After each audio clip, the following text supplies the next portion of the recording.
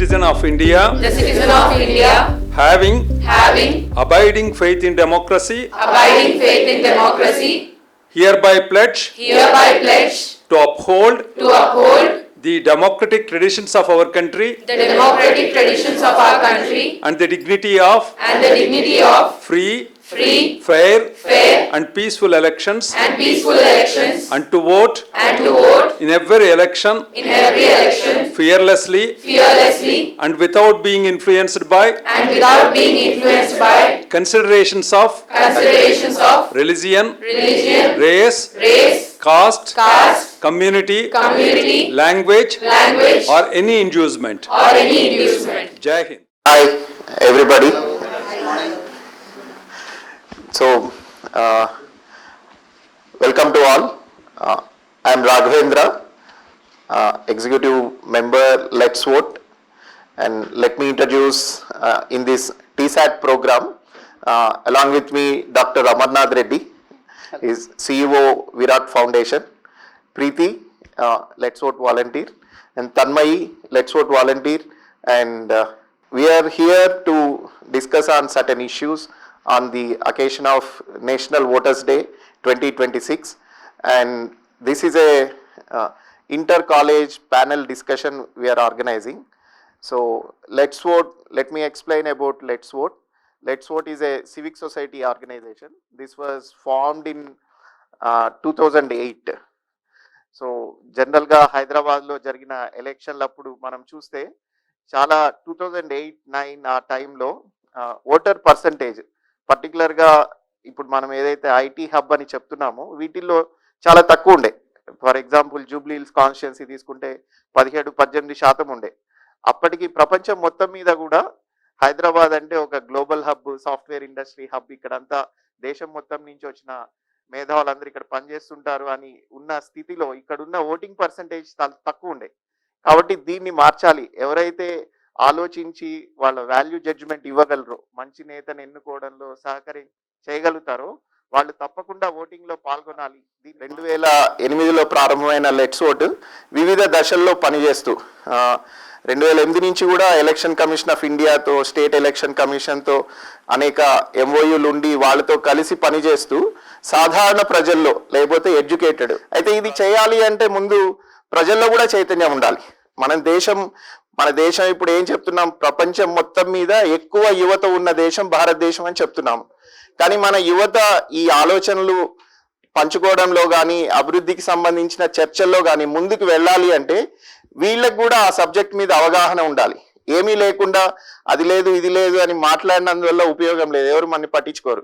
కాబట్టి యువతలో ముందు ఈ రాజకీయాలు ఏదో పెద్ద అయిన తర్వాత ఎవరి కోసం అని కాకుండా మన సాధారణ జీవనంలో మనం చాలా చిన్న చిన్న విషయాల మీద కూడా చాలా సమస్యలు ఎదుర్కొంటూ ఉంటాం. ఎడ్యుకేషన్ కావచ్చు, హెల్త్ కావచ్చు, డెవలప్మెంట్ కావచ్చు, ఎంప్లాయ్మెంట్ కావచ్చు, ఇవన్నీ మనం రోజు చూసే సమస్యలు. వీటిని ఎవరో వచ్చి పరిష్కరించరు. మనం ప్రశ్నించకపోతే, మనకేం కావాలో చెప్పకపోతే ఎవరో వచ్చి చేసేది ఏమీ ఉండదు. కాబట్టి యువతలో కూడా ఈ ఆలోచన రావాలి అంటే ఈ విషయాల మీద చర్చ జరగాలి. కాలేజెస్లో ఇప్పుడున్న సిస్టంలో దానికి ఆస్కారం చాలా తక్కువ ఉంది. కాబట్టి లెట్స్ ఓట్ ఈసారి ఏమనుకుందంటే, లెట్స్ ఓట్ ఈ నేషనల్ ఓటర్స్ డే సందర్భంగా ఇంటర్ కాలేజ్ డిస్కషన్ ఒకటి పెట్టాలి. సస్టైనబుల్ డెవలప్మెంట్ గోల్స్కి సంబంధించి ఒక 3 అంశాలు తీసుకున్నాము. ఇవాళ ఇక్కడ మనకి 4 కాలేజెస్ నుంచి విద్యార్థులు వచ్చున్నారు. మొదటిగా నేను పరిచయం చేస్తాను. BVRIT ఉమెన్స్ కాలేజ్ నుంచి వచ్చారు. తర్వాత వేద ఐఐటి టీం ఉంది వెనకాల. తర్వాత ఇటువైపు మనకి అనురాగ్ యూనివర్సిటీ నుంచి వచ్చారు. అలాగే Vignan institute of management sciences women's Hyderabad college నుంచి కూడా విద్యార్థులు వచ్చారు. వీళ్ళు ఈ 3 SDGs మీద జరిగే ప్యానెల్ డిస్కషన్లో పాల్గొని మనకి కొన్ని ఆలోచనలు, సలహాలు ఇస్తారు. దీన్ని ముందుకు తీసుకెళ్ళి ఈ డిస్కషన్ ఇవాళ కేవలం ప్యానెల్ వరకే కాకుండా, ఈ డిస్కషన్ వరకే కాకుండా ముందుకు తీసుకువెళ్ళి ఇంకా దీని మీద యూత్ లెడ్ పాలసీ రికమెండేషన్స్ అనే దాని మీద మనం కొంత ఆలోచనని గురిదిగుచ్చి దాన్ని ముందుకు తీసుకెళ్ళి అధికార వర్గాలకి ఇవ్వాలి అని చెప్పి ఆలోచన ఉంది.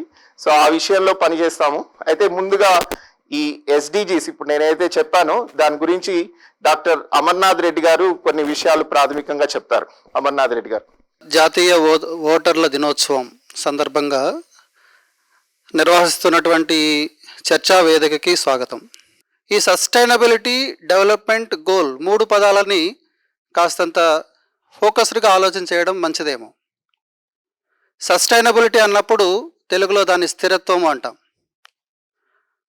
డెవలప్మెంట్ని అభివృద్ధి అంటాం, గోల్ని లక్ష్యం అంటాం. ఈ సుస్థిరమైన అభివృద్ధికి సంబంధించిన లక్ష్యాలని ఎవరో యునైటెడ్ నేషన్స్ వాళ్ళు నిర్ణయం చేసేది కాకుండా భారతదేశంలో మన రాష్ట్రంలో మనం చేస్తున్న పనిలో వీటి యొక్క పాత్ర ఎంత ఉంది, అసలు ఈ సుస్థిరత అన్నది సరిపోతుందా, అభివృద్ధి అన్నదానికి సరైనటువంటి డెఫినేషన్ నిర్వచనం మనం సరిగా అర్థం చేసుకుంటున్నామా? ఎందుకంటే సుస్థిరత అన్నది, సస్టైనబిలిటీ అన్నది ప్రతిరోజు కూడా రకరకాల విషయాల్లో చాలా సాధారణంగా వాడేస్తున్నాం. వివేకానంద ఏమన్నాడంటే కనుక education is manifestation of perfection already in man అన్నాడు. Education should make somebody so strong. అంటే సస్టైనబుల్ ఎడ్యుకేషన్ అంటే కనుక ఆ వ్యక్తి విద్య పూర్తయిన తర్వాత తనను తాను సొంత కాళ్ళపై నిలబడితే, అంటే వృత్తి కోసం కావచ్చు, వ్యాపారం కోసం కావచ్చు, లేదా తన కుటుంబాన్ని, దేశాన్ని ఈ స్థాయిలో ఆలోచన చేసే విధంగా విద్య ఉందా లేదా ఆలోచన చేస్తే అది సరైన సస్టైనబుల్ ఎడ్యుకేషన్ అవుతుందేమో మనం ఆలోచన చేయాలి. మూడవది సస్టైనబుల్ డెవలప్మెంట్ గోల్ 9. ఇందులో ఇన్ఫ్రాస్ట్రక్చర్, ఇన్నోవేషన్ అండ్ ఇండస్ట్రీ ఉన్నాయి.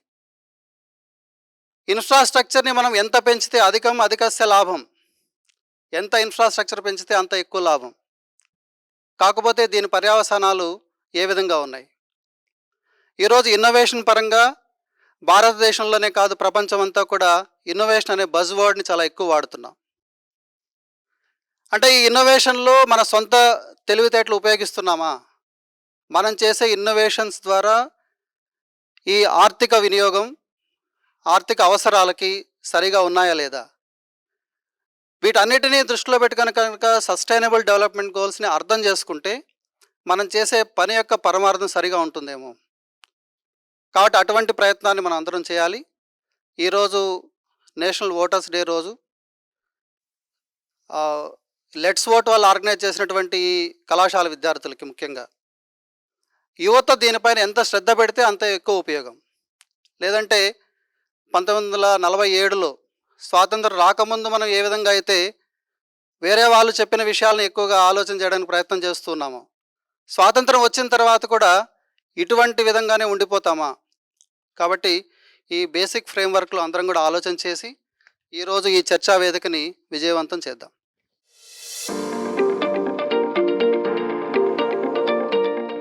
లెట్స్ ఓట్ టీసాట్ సంయుక్తంగా నిర్వహిస్తున్న ఈ చర్చా వేదికలో మొదటి ఘట్టం ఈ మొత్తం 3 అంశాలుగా జరుగుతుంది. 3 ఎస్డిజి గోల్స్ మీద 3 ప్యానెల్స్ డిస్కస్ చేస్తాయి. అందులో మొదటిది క్వాలిటీ ఎడ్యుకేషన్ ఎస్డిజి 4 మీద చర్చా కార్యక్రమం ప్రారంభమవుతుంది. ఈ కార్యక్రమాన్ని ప్రీతి గారు తీసుకుంటారు. So we will discuss about SDG 4, that is quality education. Government has opened lot of schools in every nook and corner of our country. They make sure every kid get quality education. But it's very difficult to make sure that kid get quality education. They become a critical thinker. They are not just mugging the concepts. So as a part of SDG 4, government has started Nipun Bharat initiative that makes sure that every citizen, every kid get a quality education in terms they should be able to read and able to apply the basic math skills. So what is quality education? Quality education is very important for the innovation. It brings innovation and it brings a positive thinking for every kid and they become a good critical thinkers. UN has said that by 2030 we should reach to our goal. So everybody, like government, businesses, societies, everybody has to take a part in it so that we can reach and achieve our target of quality education. So we have 2 colleges, Anurag University and Vignan Institute of Management and Technology for Women. So I will ask question and let's understand their views about SDG 4. So we have first question for Janani. Why do many graduates remain unemployable despite having degrees? Who is responsible? Is it institute, government, or the student himself or herself? What do you think? That's a really good question, ma'am. I personally believe that it's not a single institute to blame. Today, degrees certify knowledge exposure more than employability competency, and graduate unemployability is occurring due to a misalignment between the education system and the corporate or employability sector. Institutions today give us theoretical knowledge, but do not train the students when it comes to critical thinking or domain specific skills, which an employer actually looks for. And industries as a whole want skills, but they don't give talent streamline. And students are so into passive learning that they take a step back when it comes to learning practical knowledge. I personally believe that institutions are 40% responsible for the lack of unemployability. Students are 25% responsible, and the industries are 35% responsible for this. Way forward, if you want to change this, I think institutions can bring a change with adding projects, giving internships, giving skill credits, and bringing a change for every 2 to 3 years with industry experts. And industries can bring a change by giving internships, apprenticeships, projects, or taking students for more internships and training them better. Also, instead of having like set skills or something, or having an opening for entry level admission would bring a change and would allow students to learn more. I think the day all of these institutions unify together and change their perspective from certification to capability is actually the day when graduate unemployability will come down. That's my opinion, ma'am. Thank you. Very well said, Janni. So we cannot blame one person or one institute. Everybody has to be blamed and everybody has to work hard so that everybody after college get employed. So my next question is to Vanshita. Marks measure memory, not intelligence. Do you agree? Like we have lived in that era when we were child, marks are the most important thing. But now things are changing. So you tell us, as per your college experience, how much marks are important still in this world? That's actually a great question, ma'am. It's a question to think about because it's a point that every student goes through in their academic life. Even now, I am thinking about the same question, being a student myself. As we say, the statement itself that marks measure memory and not intelligence, it's itself partly valid, even though it doesn't comprise all the purpose and limitation of academic assessment. Basically, marks are designed to assess a student's understanding, consistency, and how they perform under well-structured, under pressure conditions like examination. But intelligence is a way more broader term. Marks do reflect how a person perform or how disciplined he is, but intelligence is way more wider term that cannot be assessed just by an examination. For example, in all the professional fields like medicine, BTech or BBA, intelligence includes all the factors. Parameters like critical thinking, decision making, and how do we communicate with people, or how do we take the responsibilities of ethics and morals in our life. For example, when as a medical student, I have seen many scenarios where a critically ill patient comes, their attenders are panicked, the spouses, the children, all are nervous about the situation of their like loved ones. And in that situation, we as doctor or healthcare workers have to take a decision that can save a life or take a life. So marks doesn't assess all these parameters. We don't usually see such parameters like critical thinking or communication skills in our exam assessments. This is how, in like one more example I would like to give. I have seen many of my professors, mentors, or teachers who weren't the gold medalist or the great rank holders in their student life, but they were they are excellently thriving in their career and saving lives out there being surgeons and physicians. Our Indian history has given many more such relevant examples. And the best example that can support my perspective on this question is Dr. APJ Abdul Kalam.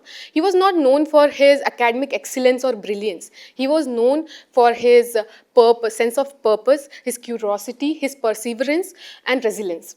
His contribution to our country, our history, has highlighted that intellectual ability is way more beyond the extent of academic assessment. So I would like to say that marks are, of course, an important component of our academic assessment, but I don't think it is the sole indicator of how a person can be intelligent or how successful he can be in his future life. So the education system should have an holistic approach towards students and give them multiple choice and allow them to and strengthen their abilities in a wider spectrum. That's what I think, ma'am. Very well said, Vanshita. So, yeah, we don't have to assess them only through marks, but we have to make sure, give that ecosystem where they are thriving, they are learning the concepts and able to apply in the real world. So, all the TSET viewers, please remember, we have to focus on learning, not just mugging the concepts. So, I have a next question to Diksha. Should coding, financial literacy, AI skills be mandatory across all the college streams? So I know we have engineers here, medical students, BBA students. So is AI relevant to everyone? What is your take on this? I say that the purpose of every university or any college is to prepare the student to a world of tomorrow, but to not a world of 20 years ago, which I surely acknowledge that we do have to learn from our past education system. But today we are graduating students who are very capable of analyzing a Shakespeare play, but are not able to read a $2,000 or 20 lakh rupee credit card bill. And there are few other aspects, such as a history student is able to understand the French Revolution and analyze it and put it into today's perspective, but they're not able to come into the AI-driven market and show them or be able to show what their talent is in the present society. Well, I'm also not like suggesting the universities or colleges be jack of all trades by giving each and every aspect or courses such as coding and making sure that the skills of AI be mandatory to every course subjective. But I'm making sure that, you know, as I see that the placement data, like for example, I take two companies, those are Infosys and Wipro. According to their past year's data, they have wiped out thousands of jobs, which are actually the entry-level jobs, which are been done by a single engineer by using software such as GitHub, Copilot, and Cursor, and many other more, which can be done within a day or two and does not really need basic level code learners to do those aspects. And even coming from the industry itself, they are itself saying, the recruiters, the HRs are saying that we do not need traditional code learners or limited knowledge people who can not be working on such improvised databases. And I can also say that, you know, the Jeffrey Munchell, whoever quoted this jack of all trades, also said that oftentimes better than one. So here I would say that according to the NASSCOM, which is the National Institute for Security and Services, has given out a data saying that we need around 1 million of AI professionals to be out there in our country to lead it into the $5 trillion economy. But today, only 83% are labeled as unemployable. And where do you think it's coming from? I definitely think that this all cases should be taken into like consideration by the university. And I would like to conclude it by saying that almost there's only 27% of financial literacy in our country. And I think definitely we should improvise it by making sure that universities put in their efforts in teaching students on what exactly financial means, how to make sure that you do not end up debts after you acquire a job. And tomorrow in the real world, when we step out beyond being a student and we enter the corporate level or we enter any field, there are a lot of accusations which are being placed on us, such as financial frauds and AI schemes which are very different, and I think we should be educated about them. I also would say that degree is, they do provide us with a lot of foundation and discipline, but discipline and foundation do not pay rents and bills in 2026. And it is very important that we see into this topic very further, and I really request all the universities and the colleges to make sure that they improvise all of these three pillars in the academics. Thank you. Very well said, Diksha. So I always think ki, like financial literacy is very important. Always men of the family is doing tax paying, doing investment, but women show very less interest and they don't want to learn. But in current world, things are changing. They are learning and trying to participate even in the financial decisions. Thanks, Diksha. So now I have a question for Afra. Are our campus truly inclusive for students with disabilities and marginalized background? How can college create safe, gender-sensitive learning environment beyond just policies on paper? You can see your college, how much they are applying the policies and just they are not on papers. Yes, ma'am. If we honestly ask ourselves this question, whether our colleges are truly inclusive or not, I would say not completely. And this is not an accusation. This is a reality check that quality education or inclusivity demands. When I talk about quality education or inclusivity, I don't mean rankings or the number of admissions your college gets. It's about whether every student, irrespective of his or her gender, caste, creed, their backgrounds, it is about if they feel safe and if they can learn with dignity. I have personally seen students with disability entering the campuses with a lot of hope, with a lot of ambition, but once reality hits, their dreams shatter. I do believe that there are policies like the Rights of Persons with Disability Act of 2016. It promises reasonable accommodations like extra time during exams, accessible infrastructure, assistive technology. But I still believe on many campuses, these accommodations are based on sympathy and not really on systems. Um, so we should make one thing clear that accommodation is not a favor, but it is everybody's right. When we talk about marginalized communities like SCs, STs, or basically first generation learners, I feel like inclusivity should not just end at reservations. We do reservations, but reservations should just be an opening gate. What happens inside the college should actually decide if the campus is inclusive or not. I'm pretty sure everybody has heard about the Rohit Vemula case, how he was silenced and it caused his death. So cases like that remind us that exclusion is not always loud, sometimes it's institutional silence. And when it comes to our university, from my experience, our university does have a structured academic environment. It has a committee for student affairs which deals with harassment, bullying, and any concern faced by students. We have friendly professors who are approachable, who treat everybody equally without bias. So I think this is very important. And finally, what we want from government or society is sensitization should not just be a one-day thing or a poster on the wall. It should be a continuous conversation. And most importantly, inclusion audits must go on, not only for checking the infrastructure, but also asking people, asking students what they actually want. Because true measure of inclusion is lived experience. I would like to end this question by talking about gender sensitization, that UNESCO claims about 246 million students face gender discrimination in and around campus life, which is very sad. So we hope this problem is resolved soon and that everybody is well aware of this. So to answer your question, ma'am, a campus can call itself well inclusive if no student has to fight to belong there. Very well said, Afra. So it's very true that government is making policies for reservation, but actually companies or colleges, are they doing enough? Are they creating an audit body, set of people who are listening to the ill-treated person? So those type of things has to be done by the colleges itself. So I have a next question for Akshit.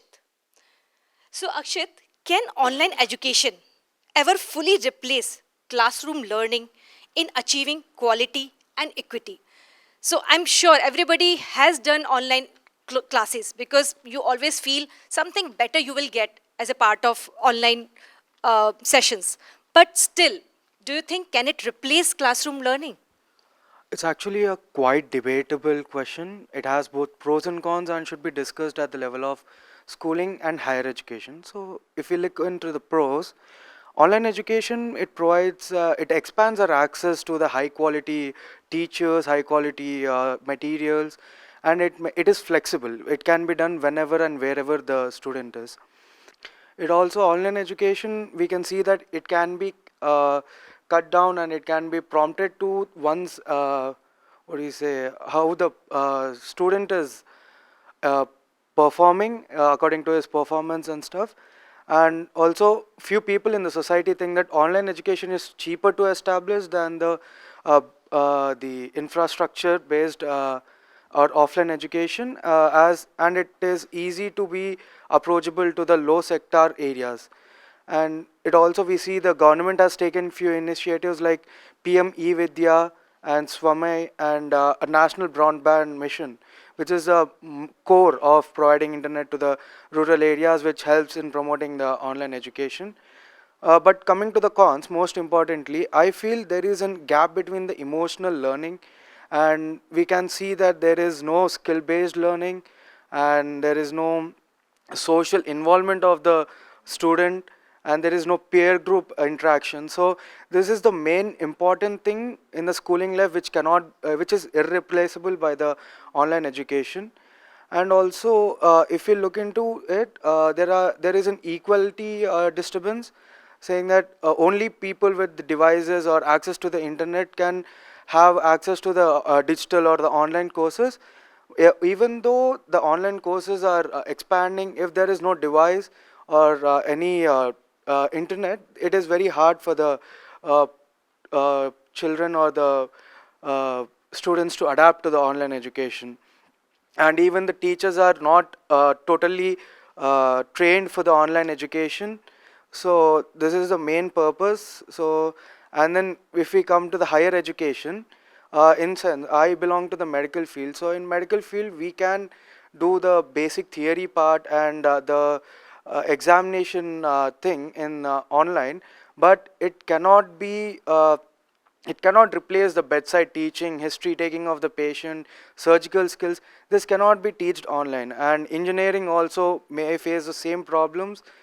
All the professional courses like engineering, law, MBA have their practical stuff on the ground which should be done, and it cannot be replaced by the online stuff. So I would like to end that a hybrid model is a better way to adapt to the education, as the internet provides you better access to high quality materials, and offline teaching helps in better problem solving and real life examples and social interaction further. That's it. Very well said. Of course, online education cannot replace the classroom training. Both are important, and that hybrid model, as he said, is very important, because we have to leverage the technology and make sure kids learn the concepts thoroughly. So it comes to the next question to Noel. Is moral and civic education as important as technical education in today's world? What is your opinion on this? How many of you in this room are aware that there has been 100,000 sexual assault cases as of 2022? Is anybody aware of this, aware of the numbers? Thank you. And do you know that 31,000 of these cases, that means more than 1/4 of these cases, come from corporates? And do you know that there are another 60,000 cases that do not go noticed? This is what this question exactly means. Do you think people in these corporate companies are not educated enough? No, absolutely not. They receive the highest of the degrees, highest of the CGPAs, perfect resumes, yet 31,000 victims. This has to question all of their morals. There's a very beautiful quote that the late Pope Francis said. Science can tell us how to clone a human being, but it does not tell us if we should do it or not. Now, do we all think that cloning human beings is an ethical thing to do? Absolutely not, because there's a way of nature. And that is the basic moral that the nature has taught us. is to reproduce, not to clone human beings. As I am a BTech student, I think that I need to be taught that hacking is wrong, that unethical hacking is wrong. As a BTech student, I need to be taught what is right and what is wrong. I'm sorry, but a crow putting stones into a pot of water and the water rising up, work hard, is not enough. Absolutely not. As an MBBS student, there are a lot of medicine students present here. As medicine students, they need to be taught what's the right ethical thing to do at the workplace. As a doctor, are you doing the right thing? Are you doing something wrong? They should be taught all of that. And when it comes to civic sense, can anybody tell me in this room if your college has motivated to vote? So college is not taking any responsibility in this regard. Exactly, and that supports my statement. There is no college in India that at least I know of has motivated students to vote. Because we, as the young youth of India, define what comes next, define who takes the next step, define who sits on the highest chair, defines who is in the political party. And no college is motivating us to do so. And this is our civic responsibility. As students, as youth, we should be the one to vote. This is our responsibility as a student, as a citizen of this country. And I see that this is missing. So I beg to differ that no, moral and civic education is not being taught to us. And this has to start from the ground level. Sure, crow putting stones into the pot of water, the water rising up, you're learning that at first grade, that is enough. But when it comes to higher education, now I am 20 years old and no college and no school has told me that I need to vote. It is initiatives like these that motivates us to vote. Right now, all of us are here and we are being motivated. But what about all the others who are missing? What about the rest of the population of the college that is missing here right now? Would they know that they need to vote? Absolutely not. So this has to start from the root. The way we talk, the way we eat, the way we do everything, we learn it from our place of learning. We learn it from school, who we are, exactly. Our character builds in school because that's where the majority of our time goes, in schools and colleges. So schools and colleges should start teaching students about civic duty and also morals and ethics. And that is how, as citizens, we, come more on the scale. As my fellow panelist also said, Sir APJ Abdul Kalam was never famous for his academic achievement. He was never famous for the Nobel Prize. He was famous because he had a good heart. At the end of the day, even if you do create a nuclear weapon, people are going to see your heart. And that is what matters the most. He has done his duty to the country in the most amazing way possible, which is why nobody in this country hates APJ Abdul Kalam. He's the one politician who has been loved and who will be loved for all the centuries to come. At the end of this discussion, I would like to say that skills build careers, but values build societies. And careers and values should always go hand in hand. And I think it should be mandatory for all students and all citizens of this India, of our country, should encourage this. Thank you. Very, very well said, Noel.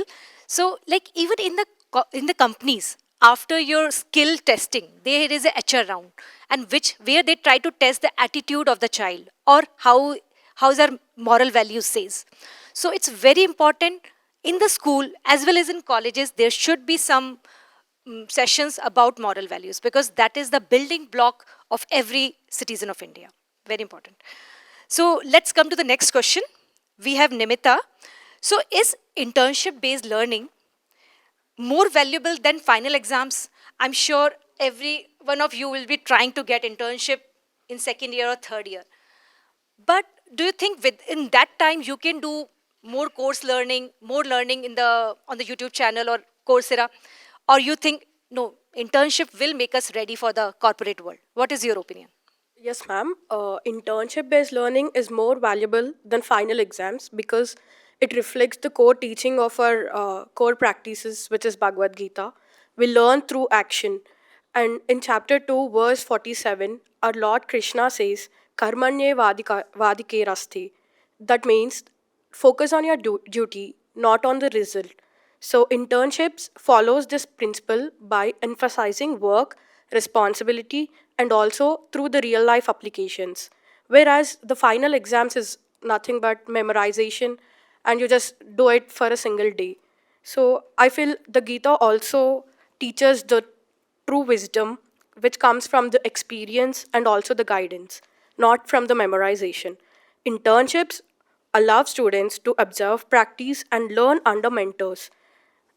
Just as Arjuna learned in the battlefield from the Krishna's saying, and he's not learned from any theory, it is truly from the actions. So exams test what we remember for a single day, but internships build our skills. So I just want to conclude that the spirit of, by taking the spirit of Bhagavad Gita, learning by doing is superior by learning to learning by rote. So learning by doing is superior, not by the rote. So I feel Bhagavad Gita practices emphasizes us to learn towards the real life applications. Thank you. That is very true, Nimita. So I'm sure we all are struggling. You guys are struggling to get internship, but I think it's a responsibility of the offices to provide internship, because at the end they want good people, good candidate when the work comes. They don't able to get, but they don't provide enough internships. So if the viewer is any corporate business person, I would request you to provide more and more internship so that they can become really learned person at the end of the degree. So this comes to the last question. So we have Yashaswini. Does the current education system prepare students for real world jobs and entrepreneurship, or does it still reward rote learning? I'm sure like people are cramming concepts to get good marks because there is a limit, CGPI above 8.5, then only you can sit on the exam, on the companies. So people are just cramming the concepts, but real learning comes when they can apply those concepts in the real world. So what is your take on this? Yes, ma'am. I want to answer it according to my childhood experiences. Because since childhood, I am used to train like mug up the answers, memorize the answers, write the answers, and then you will be top in your exams and you will be succeeded and you will be ranked at the top of the list. But when I come to BTech, when I'm practically exposing to the world for the real time, this doesn't work. Like memorizing the answers doesn't work. Just saying the answers, writing the answers in the exam doesn't work. We need practical exposure, like practical working. But now, when coming to entrepreneurship, maximum BTech students don't even know what is entrepreneurship in second years because they can't even pronounce. Like even I had the problem when I started learning BTech. But it only it completely focuses on the things like critical thinking, reasonable problem solving, and everything. But without practical exposure, I think this is none of out of the box for the students who are just trained to mug up the answers and everything. So at the conclusion, I want to say that the exams should be transferred for the innovation, like experience to the innovation, exams to preparations, and practical world thinking. Yeah, very well said. So just to conclude, education system has to change. We have to change from certification to capability. Replace exclusion to accessibility. Instead of measuring memorization, we have to measure problem solving. So at last, I would like to say, finally, to achieve the true spirit of SDG, that is quality education, we all have to work as a team. No more teaching to pass exam. Teach them to build a sustainable world. Thank you.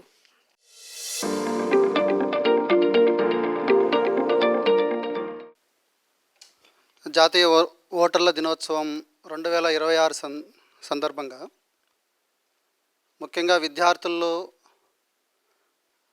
సామాజికంగా ఉన్నటువంటి అవేర్నెస్ని జాగృతం చేయడం కోసం నిర్వహిస్తున్న ఈ చర్చా వేదికలో భాగంగా ఇప్పుడు సస్టైనబుల్ డెవలప్మెంట్ గోల్ 9 అంటే innovation, infrastructure and then industry, ఈ విషయం గురించి చర్చ చేయడానికి ఈరోజు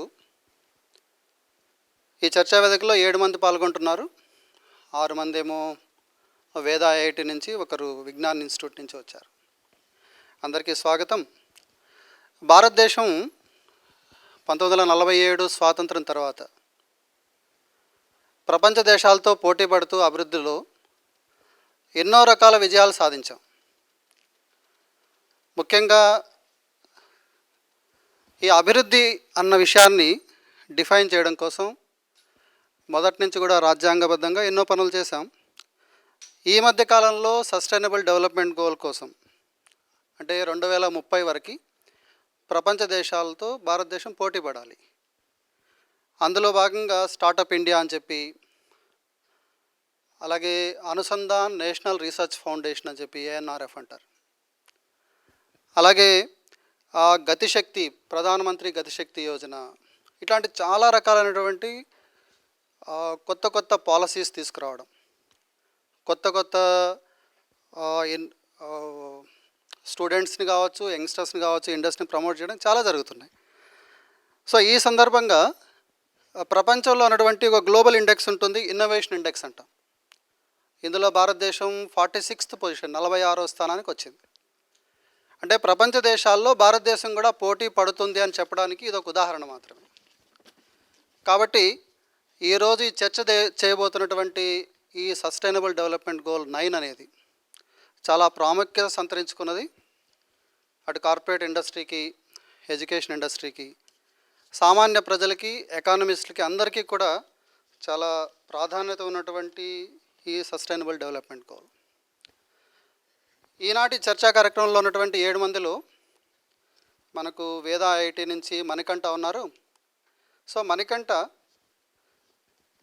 ఇంత ప్రోగ్రెస్ అనేది పేపర్లో చూస్తున్నాము, అన్ని రకాలుగా చాలా విజిబుల్గా ఉంది, ప్రపంచం కూడా అప్రిషియేట్ చేస్తుంది.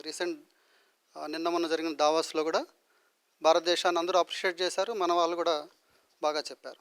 అయితే మీకేమనిపిస్తుంది, ఈ సిగ్నిఫికెంట్ ఈ పాలసీ కమిట్మెంట్స్ ఏదైతే ఉన్నాయో భారతదేశానికి 2030కి SDGకి రీచ్ అవ్వగలుగుతామా? అది మీకేమనిపిస్తుంది? సో SDG 9 గురించి మాట్లాడితే మెయిన్గా ఇంపార్టెంట్గా గవర్నమెంట్ ఫోకస్ చేసేది ఇన్ఫ్రాస్ట్రక్చర్, దట్ ఈస్ మౌలిక సదుపాయాలు, అండ్ ఇన్నోవేషన్, ఆవిష్కరణ, అండ్ ఇండస్ట్రీ, పారిశ్రామిక. So India, Bharat, which is aiming to get these అంటే 2030 వరకు భారత్ ఎట్లా ఇంప్లిమెంట్ చేయాలనుకుందంటే, for example let's take an example of ఇన్ఫ్రాస్ట్రక్చర్లో చూసుకుంటే, India is expanding their national highway routes, expanding the railway system, and ఇంపార్టెంట్గా చూసుకుంటే మెట్రోపాలిటన్ సిటీస్లో connecting the intercity with the help of metro stations and expanding the metro lines. Next industry సెక్టార్కి వచ్చేస్తే, like most of the startups are from India and their bases are mostly in Hyderabad and say Bangalore. అంటే government ఏం చేయగలుగుద్ది, ఇక్కడ ఇంత concentrated startups అనేవి హైదరాబాద్లోనే ఎందుకు వస్తున్నాయి?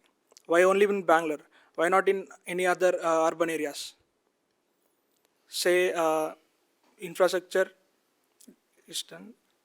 ఇన్నోవేషన్ గురించి మాట్లాడితే, government has taken many initiatives like Startup India, and also introduced concepts like Atal Vajpayee, Atal Tinkering Labs, and MSME. They are also supporting MSMEs with also December 11th, I guess, exactly, 23. Honorable Prime Minister of India has given the module of Viksit Bharat 2047, which he wants us, India, Bharat, to gather around $80 trillion of economy. Recently, we have also seen that Bharat has crossed Japan and has become the 4th largest economy in India, in the world. So నాకు అనిపిస్తుంది ఇప్పుడు మంచి progress కనిపిస్తున్నట్టు మీరు కూడా చెప్తున్నారు. అయితే ఎప్పుడైతే 2047 అలాగే 2030 అనేది ఇట్స్ ఎ లాంగ్ విజన్ కదా. సో ఈ విజన్ని మనం రీచ్ అవ్వడం కోసం ఇప్పుడు జరుగుతున్న ప్రభుత్వం వైపు నుంచి ప్రయత్నాలు, అలాగే కార్పొరేట్స్ కావచ్చు, ఇండివిజువల్స్ చాలామంది ముందుకు వస్తున్నారు. అయితే మీకేమనిపిస్తుంది, ఇందులో ఏమైనా స్ట్రక్చరల్ గ్యాప్స్ కనిపిస్తున్నాయా? ఎందుకంటే ఒక లక్ష్యాన్ని చేరుకోవడం కోసం మనం చాలా ప్రయత్నం చేయాలి, కలెక్టివ్ ఎఫర్ట్ ఉండాలి. కలెక్టివ్ ఎఫర్ట్ అంటే స్ట్రక్చర్లో ఏమైనా గ్యాప్స్ మీకు కనిపిస్తున్నాయి as an youngster? Structural gaps నేను నా ఇంత ఎక్స్పోజర్లో చూసింది మెయిన్గా నేనే ఎగ్జాంపుల్గా తీసుకుంటే, నేను ఒక BTech graduate. After around 2 months of searching for job, industry is not getting me into the right position with my skill, because I did not get the skills which meets the level of industry. So ఆ gap అనేది నేను ఎగ్జాక్ట్గా experience చేశాను. And also say ఇప్పుడు infrastructure గురించే మాట్లాడితే road expansions ఉన్నాయి, సిటీస్ని inter connect చేయడానికి లేదా పోర్ట్స్ బిల్డ్ చేయడానికి అరౌండ్ ఒక కంట్రీ అనేది ఇట్స్ 11 to 13% ఆఫ్ జీడిపిని స్పెండ్ చేయాలి. But India is spending far less than that. Also innovation గురించి మాట్లాడితే ఇండియాలో చాలా per capita that is for 1 million. ఇప్పుడు ఈ స్ట్రక్చరల్ గ్యాప్ మీరు అన్నారు కదా, ఒక విద్యార్థి ఒక ఇన్స్టిట్యూషన్లో చదివి ఇండస్ట్రీ అడాప్టబుల్ ఉన్నారనిపిస్తుంది కదా, ఇందులో ఏదైనా మీ సజెషన్ ఉందా దాన్ని how to build that gap? Research based positions అనేవి గవర్నమెంట్ ఇంక్రీజ్ చేయాలి. Their spending should be more. India almost spends around just 0.3 to 5% of their GDP, whereas US or China చూసుకుంటే 15 to 20% of their GDP spending on researches. Good. Thank you మనకంటే wonderful things. Thank you. యాక్చువల్గా ఒక దేశం అభివృద్ధి చెందాలంటే ఈ మనం పాలసీస్కి మనం అలైన్ అవ్వాలి. అంటే ఎస్డిజీస్ లక్ష్యం పెట్టుకున్నది మాత్రం సరిపోదు కదా, there need to be very ఫోకస్డ్గా ఇన్స్టిట్యూషన్స్, ఇండస్ట్రీ అందరూ కూడా కరికులం మనకంటే చెప్పినట్టుగా కరికులంని అలైన్ చేయాలి. లేకపోతే ఏమవుతుంది, ఇన్స్టిట్యూషన్ సపరేట్గా సో ఇండివిజువల్గా పనిచేస్తుంటాయి సైలోస్లో. That should not be the case. I think we should seriously focus on. భారతదేశంలో మేక్ ఇన్ ఇండియా అనేటువంటి ఒక ఇనిషియేటివ్ స్టార్ట్ అయింది. ఈ మేక్ ఇన్ ఇండియా ద్వారా ఇంతకుముందు ఏదైతే దేశీయ అవసరాల కోసం శాటిలైట్స్ దగ్గర నుంచి డిఫెన్స్ అవసరాల దగ్గర నుంచి మనం సొసైటీలో డే టు డే నీడ్స్ వరకు ఇంపోర్ట్ ఎక్కువ చేసుకునేవాళ్ళం. ఇవాళ మేక్ ఇన్ ఇండియాలో అట్లాంటి ప్రయత్నాలు ఎక్కువ జరిగినట్టు కనిపిస్తున్నాయి. సో ఇప్పుడు మనకి వేదాఐటి నుంచి వివేక్ ఉన్నారు. సో వివేక్, మీ అభిప్రాయం ఏంటి? How effective this make in India initiative? Do you feel is it effective? Otherwise, what is your understanding? To come to the point, ఎంత ఎఫెక్టివ్ ఉంది అని చెప్పడానికి the main motto of India in perspective of 2047 Viksit Bharat కానీ make in India stand కానీ అదేంటంటే to make India as a nation that is resilient, ఆత్మనిర్భరత అది కావాలి. India is mainly aiming to that. ఎందుకంటే బయట ఏదో దేశంలో ఏదో జరిగితే మన దేశంలో ఏమీ మారకూడదు, ఏది ఎఫెక్ట్ అవ్వకూడదు అన్న పాయింట్లో మన ఎక్స్టర్నల్ డిపెండెన్సీని తగ్గించుకుంటూ మన డెవలప్మెంట్ అలాంగ్ విత్ సస్టైనబిలిటీ ఇదంతా చూసుకోవాలి. So mostly from 2014 make in India scheme start చేసినప్పటి నుంచి వాళ్ళు కాన్సన్ట్రేట్ చేసింది ఏంటంటే PLIs, product linked incentives apart with respect to sectors like medicine and economics along with defence, semicon, everything, whatnot. Also FDIs, foreign direct investments, దాన్ని simple చేశారు. ఎందుకంటే single window clearance ఎప్పుడైతే మనకి ఇన్వెస్టర్స్ కానీ డెవలపర్స్ కానీ వస్తుందో, so they can much more easily develop the industry. So they can aim what they want to do. And also they are doing some growth models like Gujarat growth model తీసుకుంటే అది capital building growth మోడల్లా ఉంటుంది. Because they first attract the investments and then they build the ecosystem. And also when coming to Andhra and Kerala type of models, there is capacity building. First of all, they concentrate on education where they are doing skill development programs. Adi chesaka, now they are attracting investments and it is visible right now and it will be for sure achievable by 2047, I can see. And also it's like government GI tax anedi konni implement chestundi to increase the value of domestic products. ఎప్పుడైతే domestic products అనేది value increase అయిందో by declaration of government GI tag అనేది ఎప్పుడైతే ఇచ్చిందో. For example can you just elaborate on GI tag and any specific product? Okay, just for understanding purpose. It can be from a food item to a handloom, I mean any like handloom which is native to a place. It may not be noticeable to any other foreign people or any foreign industry. So ఎప్పుడైతే మన Indian government నుంచి ఒక recognition వచ్చిందో బయట కంట్రీకి దానికి ఒక value తెలుస్తుంది. సో ఎక్స్పోర్ట్స్ పెరుగుతాయి, ఆ పాయింట్ నుంచి తీసుకుంటారు. And also next quadrilateral programmes అని with respect to connectivity. And golden quadrilateral or diamond quadrilateral and also smart సిటీస్ని బిల్డ్ చేస్తుంది. వివేక్, నాకు అనిపిస్తుంది మీరు చెప్తుంటే మేక్ ఇన్ ఇండియాలో ఎప్పుడైతే జిఐ ట్యాగింగ్ వస్తుందో, అంటే మనం తయారు చేసామని తెలియాలంటే మన ఓన్ ఇన్ఫరెన్స్ ఉండాలి అక్కడ, మన ఓన్ ఐడెంటిటీ ఉండాలి. GI tag is one of the major thing. ఎందుకంటే ఇప్పుడు చాలా కాపీ థింగ్స్ అవుతున్నాయి. Right from your products or your designs or your anything of your innovation, అవన్నీ కూడా జిఐ ట్యాగింగ్ కాపీ రైట్స్ ద్వారా ప్రొటెక్ట్ అవుతాయి. Good point. నాకు అనిపిస్తుంది వివేక్, మీరు ఇంతకుముందు 2 వర్డ్స్ స్పెసిఫిక్గా వాడారు. One is the sustainability, second one is the resilience. Sustainability అంటేనేమో సుస్థిరమైనటువంటిది స్టాండర్డ్ మోడల్, అండ్ రెసిలియన్స్ అంటే ఆత్మనిర్భరత. సో ఇప్పుడు మనం జరుగుతున్న డెవలప్మెంట్లో వికసిత్ భారత్ 2047కి మనం సస్టైనబిలిటీ నుంచి రెసిలియన్స్కి వెళ్ళడానికి, అంటే స్థిరత్వం నుంచి మనం డిపెండెన్సీ తగ్గించి ఏదైనా సమస్య వచ్చినా సరే మనమంతటికి మనమే నిలబడడానికి మీ అభిప్రాయం ప్రకారం ఒక 2 సజెషన్స్, అంటే ఏం చేస్తే దీనిపై నిలబడతాము? సో ఈ పాయింట్ గురించి చెప్పాలంటే, ఫస్ట్ సుస్థిరత ఉండాలంటే మనం ఇన్నోవేషన్ అనేది మన దగ్గర నుంచి స్టార్ట్ అవ్వాలి. సో ఒక పాయింట్, మేక్ ఇన్ ఇండియా అనేది ఇన్నోవేటివ్ ఇన్ ఇండియా కింద మారితే, ఇప్పుడు చూసుకుంటే ప్రపంచ దేశాల్లో India it will be as major manufacturing hub. ఇది మారాలి, ఇన్నోవేటివ్ హబ్ మారాలి. సో ఎప్పుడైతే మ్యానుఫ్యాక్చరింగ్ హబ్ నుంచి ఇన్నోవేటివ్ హబ్ మారిందో, we can develop our ideas, we can develop our industries, and in the same way resilience వస్తుంది, సుస్థిరత వస్తుంది. వివేక్ చాలా సీరియస్ పాయింట్ చెప్పారు ఈరోజు. అంటే మనం వస్తువు తయారు చేయడానికి మన దగ్గర రా మెటీరియల్స్ ఉంటే సరిపోతుంది, మిషనరీ ఉంటే సరిపోతుంది, మనుషులు ఉంటే సరిపోతుంది. కాకపోతే దీని నుంచి మనం ఆ రెసిలియన్స్ ఆత్మనిర్భరతకి వెళ్ళాలంటే మాత్రం ఏవైతే ఐడియాస్ జనరేట్ చేస్తామో అవి కూడా భారతదేశానికి సొంతమై ఉండాలి. కాబట్టి Vivek, thank you so much, wonderful idea.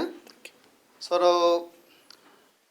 ఇప్పుడు నెక్స్ట్ లెవెల్లో ఇన్నోవేషన్స్ చేసామనుకుందాం, మేక్ ఇన్ ఇండియాలో వస్తువులు తయారు చేసామనుకుందాం. ఈ తయారు చేయడానికి కావాల్సినటువంటి ఒక పెద్ద ఎకోసిస్టమ్ కూడా అవసరం. అటువంటి ఎకోసిస్టమ్ గురించి దాన్ని మనం స్టార్టప్ ఇండియా అని కూడా అన్నాం. ఎందుకంటే ఎక్కువ మంది పార్టిసిపేట్ చేయాలి ఈ దీంట్లో. మనకు శ్రీవేద ఉన్నారు, Vignan institute of engineering and technology women's college నుంచి. శ్రీవేద, మీ అభిప్రాయం ఏంటి? How the startup India can be enabling system, అంటే ఈ మేక్ ఇన్ ఇండియాలో తయారు చేయడానికి కావాల్సినటువంటి ఒక లార్జర్ సిస్టమ్ కదా, పెద్ద ఇండస్ట్రీ బిల్డ్ అవ్వాలి. ఇందులో ఎట్లా ఈ స్టార్టప్ ఇండియా ఇనిషియేటివ్ అనేది ఎలా అవుతుందని మీరు అనుకుంటున్నారు? Sir, first of all sustainability అంటే మనకి గ్రోత్, డెవలప్మెంట్ అండ్ ఇన్నోవేషన్ ఇవన్నీ కూడా ఇంక్లూడ్ అయి ఉంటాయి కదా sir సస్టైనబిలిటీలో.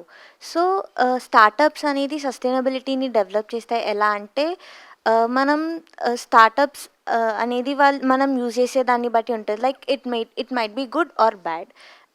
Sustainability through startups are like if we use the resources or if we use a little bit of technology and so like that we can actually get the sustainability development. So you mean to say dependency తగ్గించి మనం మన వైపు నుంచి చేయగలిగితే then it would be a good startup. Yes sir. Okay. So దానికోసం ఏం చేయాలి? So startup ఈ మధ్య ఏంటి అంటే స్టార్టప్స్ వాళ్ళు జస్ట్ ప్రాఫిట్ అనేది మోటివ్గా పెట్టుకుని వర్క్ చేస్తున్నారు కదా సార్. సో ఇఫ్ వాళ్ళు ప్రాఫిట్ అనేది కాకుండా ఎథిక్స్ ఇంకా వాల్యూస్ ఇవన్నీ వాళ్ళు మైండ్లో పెట్టుకొని వాళ్ళు వర్క్ చేస్తే సస్టైనబుల్ డెవలప్మెంట్ అనేది జరుగుతుంది, ఇంకా ఎక్కువ పాజిటివ్గా వెళ్తుంది అంటారు. So let us say it is another serious comment. అంటే స్టార్టప్స్ చేయాలంటేనేమో ఒక లార్జర్ సిస్టమ్ అవసరం. లైక్ మనకు ఐడియాస్ ఉండాలి, ఫినాన్స్ ఉండాలి, ప్రోడక్ట్ తయారు చేసిన తర్వాత దానికి కన్జ్యూమర్ ఉండాలి, సపోర్టింగ్ ఇండస్ట్రీ అన్నీ ఉండాలి. సో వీటి గురించి ఒక లార్జర్ ఎకో సిస్టమ్ని బిల్డ్ చేయాలి మనం. సో ఐ బిలీవ్ మనకి వేదాయిటి నుంచి సోనికా ఉన్నారు ఇప్పుడు.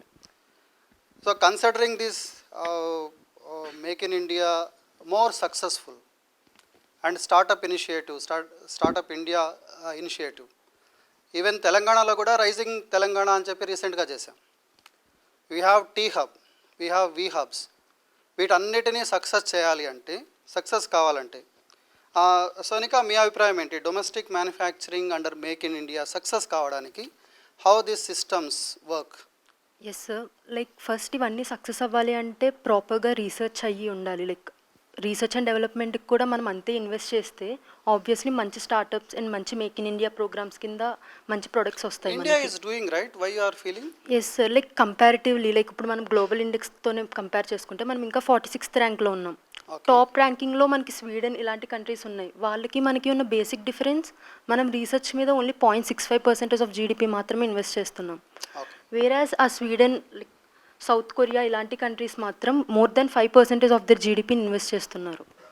సో దట్ వాళ్ళకి ఎక్కువ డీప్ టెక్ ఓరియంటెడ్ ఇన్నోవేషన్స్ ఎక్కువ వస్తున్నాయి అండ్ మోర్ ఎకానమీ జనరేట్ అవుతుంది అండ్ చాలా ప్రొడక్టివ్గా ఉంటుంది వాళ్ళకి. So what I suggest is మన గవర్నమెంట్ కూడా దీన్ని కన్సిడర్ చేసి ఇంకొంచెం రీసెర్చ్ మీద ప్రయారిటైజ్ చేసి లైక్ దాని ఇన్వెస్ట్మెంట్ పెంచితే చాలా బెటర్గా. So let me ask a crazy question. Yes sir. So given a chance, you become the one of the key person. మీరు జాతీయ స్థాయిలో ఒక అవకాశం దొరికింది మీకు. ఏమని? ఈ డీప్ టెక్ కోసం ఆ రీసెర్చ్ ఫండింగ్ చేయాలి, 0.65% నుంచి జీడిపి పెంచాలి. It's a good wish, right? So being a youngster or prospective researcher, innovator, మీరు ఆలోచనను కరెక్ట్. సపోజ్ మీకు ఇస్తే ఏం చేయాలనుకుంటారు మీరు? సార్ లైక్ పెంచడం అన్నది ఓన్లీ పాయింట్ కాదు, ఇండియా కండిషన్ కూడా చూసుకోవాలి. మన పాపులేషన్ అండ్ వాటిలో బట్టి లైక్ మనం ఎంత పెట్టగలమో మనం క్యాలిక్యులేట్ చేసుకోవాలి. లైక్ ఆబ్వియస్లీ సౌత్ కొరియాలా మనం పెట్టలేం. మోర్ దాన్ 5% ఆఫ్ జీడిపిని మనం ఓన్లీ రీసెర్చ్ కోసం పెట్టాలి అంటే చాలా కష్టం. సో కన్సిడర్ చేసి ఆ పాయింట్స్ అన్నీ కన్సిడర్ చేసి between 1 to 2 or like more than 2 పెట్టినా బెటర్గానే పర్ఫామ్ చేస్తాం. Okay. So we don't need to compare the percentage. No. ఎందుకని అంటారు? లైక్ మన కండిషన్స్ వేరు, వాళ్ళ కండిషన్స్ వేరు sir. Good Sonika, thank you. And yeah please. Like and startups కూడా కొంచెం టెక్నాలజీ ఓరియంటెడ్గా ఎక్కువ స్టార్టప్స్కి గవర్నమెంట్ సపోర్ట్ చేస్తే ఇంకొంచెం గ్రోత్ ఉంటుందని feeling sir. So India is making a larger impact. If you see the number of unicorns or startups, we are one among the world. అంటే ఇంత short టైంలో last 10 yearsలో number of startups and unicorns rise చేసిన కంట్రీస్లో India stands on the top. అయినా సరే మీరు అన్నట్లు there is a serious intervention required on research and innovation. Of course budget makes lot of difference, but I see a different perspective. ఈ total ఎకోసిస్టమ్ని run చేయాలి కదా, చాలా సీరియస్గా రన్ చేయాలి. ఇంత గ్రోత్ కనిపిస్తున్నది, దీన్ని రన్ చేయడానికి కావాల్సినటువంటి ఏదైనా షార్టేజెస్ ఉన్నాయా? ఈ షార్టేజెస్లో ఇంతకుముందు కూడా ఇండస్ట్రీ రెడీ టాలెంట్స్ లాంటి ఇబ్బందులు ఏదో ఉన్నాయని అన్నారు. సో వేదాయటి నుంచి లహరి ఉన్నారు మన దగ్గర. సో లహరి, మీరేమనుకుంటారు, what does India still face shortage of industry? Why so specific? Because investment, ఇంతకుముందు స్వనిగా చెప్పినట్లుగా ఇన్వెస్ట్మెంట్ చేసామనుకుందాం, there must be somebody to use that investment, isn't it? Investment పెట్టేయడం పెద్ద సీరియస్ ఇష్యూ కాకపోవచ్చు, there must be a proper utilisation of investment. దాన్ని ఎట్లా మీకేమనిపిస్తుంది షార్ట్ కమింగ్స్? రైట్ సార్, అంటే నాకు దీంట్లో చాలా లైక్ కొన్ని ప్రాబ్లమ్స్ ఏం కనిపిస్తున్నాయి అంటే, ఇప్పుడు మన ఇండియా పాపులేషన్లో ఆల్మోస్ట్ ఆల్ 65% యూతే ఉన్నారు. ఆ 65%లో almost some lakhs of people per year graduate అయ్యి బయటకు వస్తున్నారు. బట్ దాంట్లో ఎంతమంది ఇండస్ట్రీ రెడీ ఉన్నారు, ఎంతమందికి జాబ్స్ వస్తున్నాయి రిలీవ్ అయిన వెంటనే అంటే ఒక గ్యాప్ వచ్చేస్తుంది వాళ్ళకి due to lack of knowledge, lack of exposure. కానీ ఏదన్నా ఆ గ్యాప్ని ఫిల్ చేసుకోలేకపోతున్నారు, ల్యాక్ ఆఫ్ స్కిల్స్. అంటే నేను దాన్ని ఎలా చెప్తానంటే, మనకి ఇప్పుడు సిలబస్ పరంగా చూసుకుంటే సిలబస్ ఎప్పుడో ఒక 5-10 years బ్యాక్ డిజైన్ చేసి ఉంటారు. ఆర్ ఒక స్టాండర్డ్, ఒక బేసిక్ నాలెడ్జ్ ఇద్దాం, ఒక స్టాండర్డ్ నాలెడ్జ్ ఇద్దాము అని చెప్పి దాని ప్రకారంగా చేస్తారు. ఇప్పుడు మనకు తెలిసిన VLSI డొమైన్ వరకు నేను చెప్పుకుంటే ఒక 8085 కానీ ఇలాంటివన్నీ ఒక బేసిక్ వర్షన్స్. కానీ మనం ఇప్పుడు చాలా అడ్వాన్స్డ్గా వచ్చేసాము. బేసిక్స్ని అవాయిడ్ చేయాలి అని నేను చెప్పట్లేదు, బట్ ఎక్కువ ప్రయారిటీ కరెంట్ ట్రెండ్స్ మీద ఇవ్వాలి, సో దట్ ఇలాంటి గ్రాడ్యుయేట్స్కి ఎక్కువ గ్రాప్ చేసుకోవడానికి ఉంటుంది. ఇలా మనం గ్యాప్ ఇస్తే. Sorry to interrupt. ఇప్పుడు మీరు 8085 అన్నారు కదా, ఇంతకు ముందు కూడా మనకంట అన్నారు. సో ఈరోజు మార్కెట్లో ఏ టెక్నాలజీ నడుస్తుంది? 9th జనరేషన్ నడుస్తుంది అని మనం విన్నాం కదా సార్. అంటే ఇప్పుడు నేను ఏమంటున్నానంటే టెక్నాలజీ వైజ్ మనం అంటే బేసిక్ నేర్చుకోవాలి, బట్ ఇంత గ్యాప్ క్రియేట్ చేయడం వల్ల ఇప్పుడు ఇండస్ట్రీలోకి వెళ్ళాక మళ్ళీ ఫ్రెషర్స్ని ట్రైన్ చేయాలి, వాళ్ళకి అర్థం చేసుకోవడానికి కష్టమయ్యి అక్కడ వాళ్ళు ల్యాగ్ అయ్యి అక్కడ ప్రాబ్లమ్స్ ఫేస్ చేయకుండా వాళ్ళని కాలేజెస్లోనే ట్రైన్ చేస్తే it would be better sir. And ఇంకొక ప్రాబ్లం కూడా ఇంకా ప్రాబ్లమ్స్ ఏం నేను చెప్పాలనుకుంటున్నానంటే కెరీర్ గ్యాప్. అంటే ఇప్పుడు కొందరు ఎక్స్ప్లోర్ చేద్దాం అనుకుంటారు, they want to take risk. ఒక డొమైన్లో ఉండేటోడు ఇంకొక డొమైన్ నేర్చుకోవాలనుకుంటాడు, he want that gap. Or maybe some financial or family or ఆయన మెంటల్ హెల్త్, దానివల్ల ఆయన గ్యాప్ తీసుకుంటే నెగిటివ్గా మనం రిమార్క్ చేస్తాం. లైక్ తనకి నాలెడ్జ్ లేక గ్యాప్ తీసుకున్నాడు, హీఈస్ నాట్ క్యాపబుల్ అని రిమార్క్ పెట్టేస్తే తనకి బయట ఇండస్ట్రీలో ఆపర్చునిటీ రాదు. మోర్ ఓవర్ ఒక స్టూడెంట్గా ఒక యూత్గా రిస్క్ తీసుకోలేడు వాడు. సో కొత్తగా ఇన్నోవేషన్ అక్కడే మనం ఆపేస్తున్నాము. యాక్చువల్గా ఇది చాలా సీరియస్ ప్రాబ్లం. టెక్నాలజీని ఈరోజు మొబైల్ ఫోన్ వాడడానికి అందరికీ ఈక్వల్గా ఉంది. ఇప్పుడు మొబైల్ ఫోన్ ఈరోజు ఒక కామన్ ఇప్పుడు యూపీఐ డిజిటల్ యూసేజ్ వచ్చిన తర్వాత డిజిటల్ ఎకానమీలో ప్రతి ఒక్కరూ వాడేస్తున్నారు. అట్లాగే దాన్ని ఇన్నోవేట్ చేయాలనుకోండి, ఇప్పుడు హెల్త్ రిలేటెడ్ వర్క్ చేయాలంటే డాక్టర్కి టెక్నాలజీ గురించి తెలియాలి, లేదా టెక్నాలజిస్ట్కి మెడికల్ నాలెడ్జ్ ఉండాలి. సో ఈ కన్వర్జెన్స్ అనేది బిల్డ్ చేయడానికి చాలా సీరియస్ ప్రాబ్లం ఉంది. లహరి చెప్పినట్లుగా ఎవరైనా ఒక 6 months 1 year గ్యాప్ తీసుకున్నా, లేదంటే ఒక డొమైన్ నుంచి ఇంకో డొమైన్ షిఫ్ట్ అవ్వాలన్నా ఇంజనీరింగ్ వాళ్ళు కంపల్సరీ ఇంజనీరింగ్లోనే చేయాలి. వాళ్ళు ఏమైనా బై ఛాన్స్ సోషల్ సెక్టర్లో ఏదైనా సివిలైజేషన్ చదువుకోవాలి, ఎకానమీ చదవాలి అంటే ప్రాబ్లం ఉన్నది. But for information Lahari, NEP national education policy 2020లో ఆ ప్రొవిజన్ వచ్చింది. బట్ స్టిల్ కొన్ని గ్యాప్స్ ఉన్నాయేమో అని అనిపిస్తుంది మీకు కూడా. So what are the basic gaps like in policy or infrastructure? ఈ ప్రాబ్లంలో ఇంకొకటి యాడ్ చేయాలనుకుంటున్నాను సార్. ఏంటంటే ఇప్పుడు అన్ని జాబ్స్కి కానీ దేనికైనా మనకి ఎక్కువ డిగ్రీ ఓరియంటెడ్ తీసుకుంటున్నారు. అంటే స్టూడెంట్స్ని కేటగరైజ్ చేస్తున్నారు. లైక్ ఒక పర్సన్ సిఎస్సి డొమైన్ అయినప్పుడు మనకి టెక్నాలజీ మారుతుంది, గవర్నమెంట్ ఇచ్చే పాలసీస్ మారుతుంది. 3 years బ్యాక్ తనకి నాలెడ్జ్ ఎక్స్పోజర్ లేకపోవడం వల్ల తను సిఎస్సి తీసుకుని ఉండొచ్చు, బట్ తర్వాత తనకి విఎల్ఎస్ఐ మీద ఇంట్రెస్ట్ రావచ్చు. ఇప్పుడు తను ఆ బీటెక్ని రివర్స్ చేసి మొత్తం చదవలేడు, బట్ తన స్కిల్ సెట్ని డెవలప్ చేయొచ్చు. బట్ మనం ఎలా లిమిట్ చేస్తున్నామంటే నువ్వు సిఎస్సి, నువ్వు ఈ ఇంటర్వ్యూలో కూర్చోవద్దు. సో డిగ్రీ దాని మీద కాకుండా రెస్ట్రిక్ట్ చేయకుండా ఆ పర్సన్ యొక్క స్కిల్ సెట్ మీద తనకు ఆపర్చునిటీస్ ప్రొవైడ్ చేస్తే ఇట్ వుడ్ బి బెటర్. అంటే ఏదైనా డొమైన్ షిఫ్టింగ్ కోసం చేయాలంటే దేనికి ఒక చిన్న ఆ గ్యాప్ ఫిల్లింగ్ ఏదైనా చేయగలిగితే, బ్రిడ్జ్ చేయగలిగితే తను ఒక డొమైన్ నుంచి తన ఇంట్రెస్టెడ్ డొమైన్కి వెళ్ళాలి. So that is your suggestion. Good, thank you Lahari. మన దగ్గర ఈ ఇన్ఫ్రాస్ట్రక్చర్లో లాట్ ఆఫ్ గ్రోత్ కనిపిస్తుంది. ఇంతకుముందు ఏం చెప్పారు, there is a road infrastructure. వరల్డ్లో ఫాస్టెస్ట్ రోడ్ ఇన్ఫ్రాస్ట్రక్చర్ డెవలప్మెంట్ కంట్రీస్లో ఇండియా ఒకటి. Largest and fastest road network, rail network ఇన్ఫ్రాస్ట్రక్చర్లో. అలాగే ఇన్నోవేటివ్ ఇన్ఫ్రాస్ట్రక్చర్ అనేది that is another sector of infrastructure. So ఈ ఇన్నోవేటివ్ ఇన్ఫ్రాస్ట్రక్చర్ గురించి వేదా నుంచి వంశీ ఉన్నారు. వంశీ, మీ అభిప్రాయం ఏంటి? So do you feel this innovative infrastructure whatever we have, is it going good? Otherwise ఏంటి మీ అభిప్రాయం ఏంటి? సార్, నా దృష్టిలో ఇన్ఫ్రాస్ట్రక్చర్ అనేది ఒక స్ట్రాంగ్ బేస్ సార్. ఏ ఇండస్ట్రీ కానీ రిక్వైర్మెంట్ కానీ, అంటే ఒక కంట్రీ కానీ ఒక స్టేట్ కానీ డెవలప్ కావాలంటే బేసిక్గా ఫస్ట్ ఇన్ఫ్రాస్ట్రక్చర్ మంచిగా ఉండాలి. అంటే ఇప్పుడు మనం ఇన్ఫ్రాస్ట్రక్చర్కి వచ్చాకే నార్మల్గా ఏమనుకుంటాం, నార్మల్గా రోడ్స్, బిల్డింగ్స్ అలానే అనుకొని వదిలేస్తాం. కానీ ఇన్నోవేటివ్ ఐడియాస్ని ఇంప్లిమెంట్ చేయడం వల్ల ఏం డిఫరెన్స్ వస్తుంది? ఇప్పుడు మనం సస్టైనబుల్ డెవలప్మెంట్ గోల్స్ అంటున్నాం. అంటే ఒక ఇన్నోవేషన్ ఎలా ఉండాలంటే అది అందరికీ హెల్ప్ఫుల్ ఉండాలి, ప్లస్ కొంచెం ఇంపార్టెన్స్ ఉండాలి దానికి. ఎలా అంటే ఇప్పుడు ప్రీవియస్గా చూస్తే ఒక 5 yearsలో గవర్నమెంట్ ఇనిషియేట్ తీసుకొని ఎలక్ట్రిక్ బస్సెస్ కానీ మెట్రో డెవలప్మెంట్ కానీ చేశారు. దానివల్ల ఇంపార్టెన్స్ ఏమనుకున్నాం మనం, ఒక మిడిల్ క్లాస్లో ఒక 5 to 10 మెంబర్స్ ఉన్నారనుకోండి, జాయింట్ ఫ్యామిలీ కానీ స్మాల్ ఫ్యామిలీ కానీ, అక్కడ పబ్లిక్ ట్రాన్స్పోర్ట్ ఎవరు యూజ్ చేయరు. ఎందుకంటే క్వాలిటీ చూస్తారు వాళ్ళు. ఎప్పుడైతే గవర్నమెంట్ ఇనిషియేట్ తీసుకొని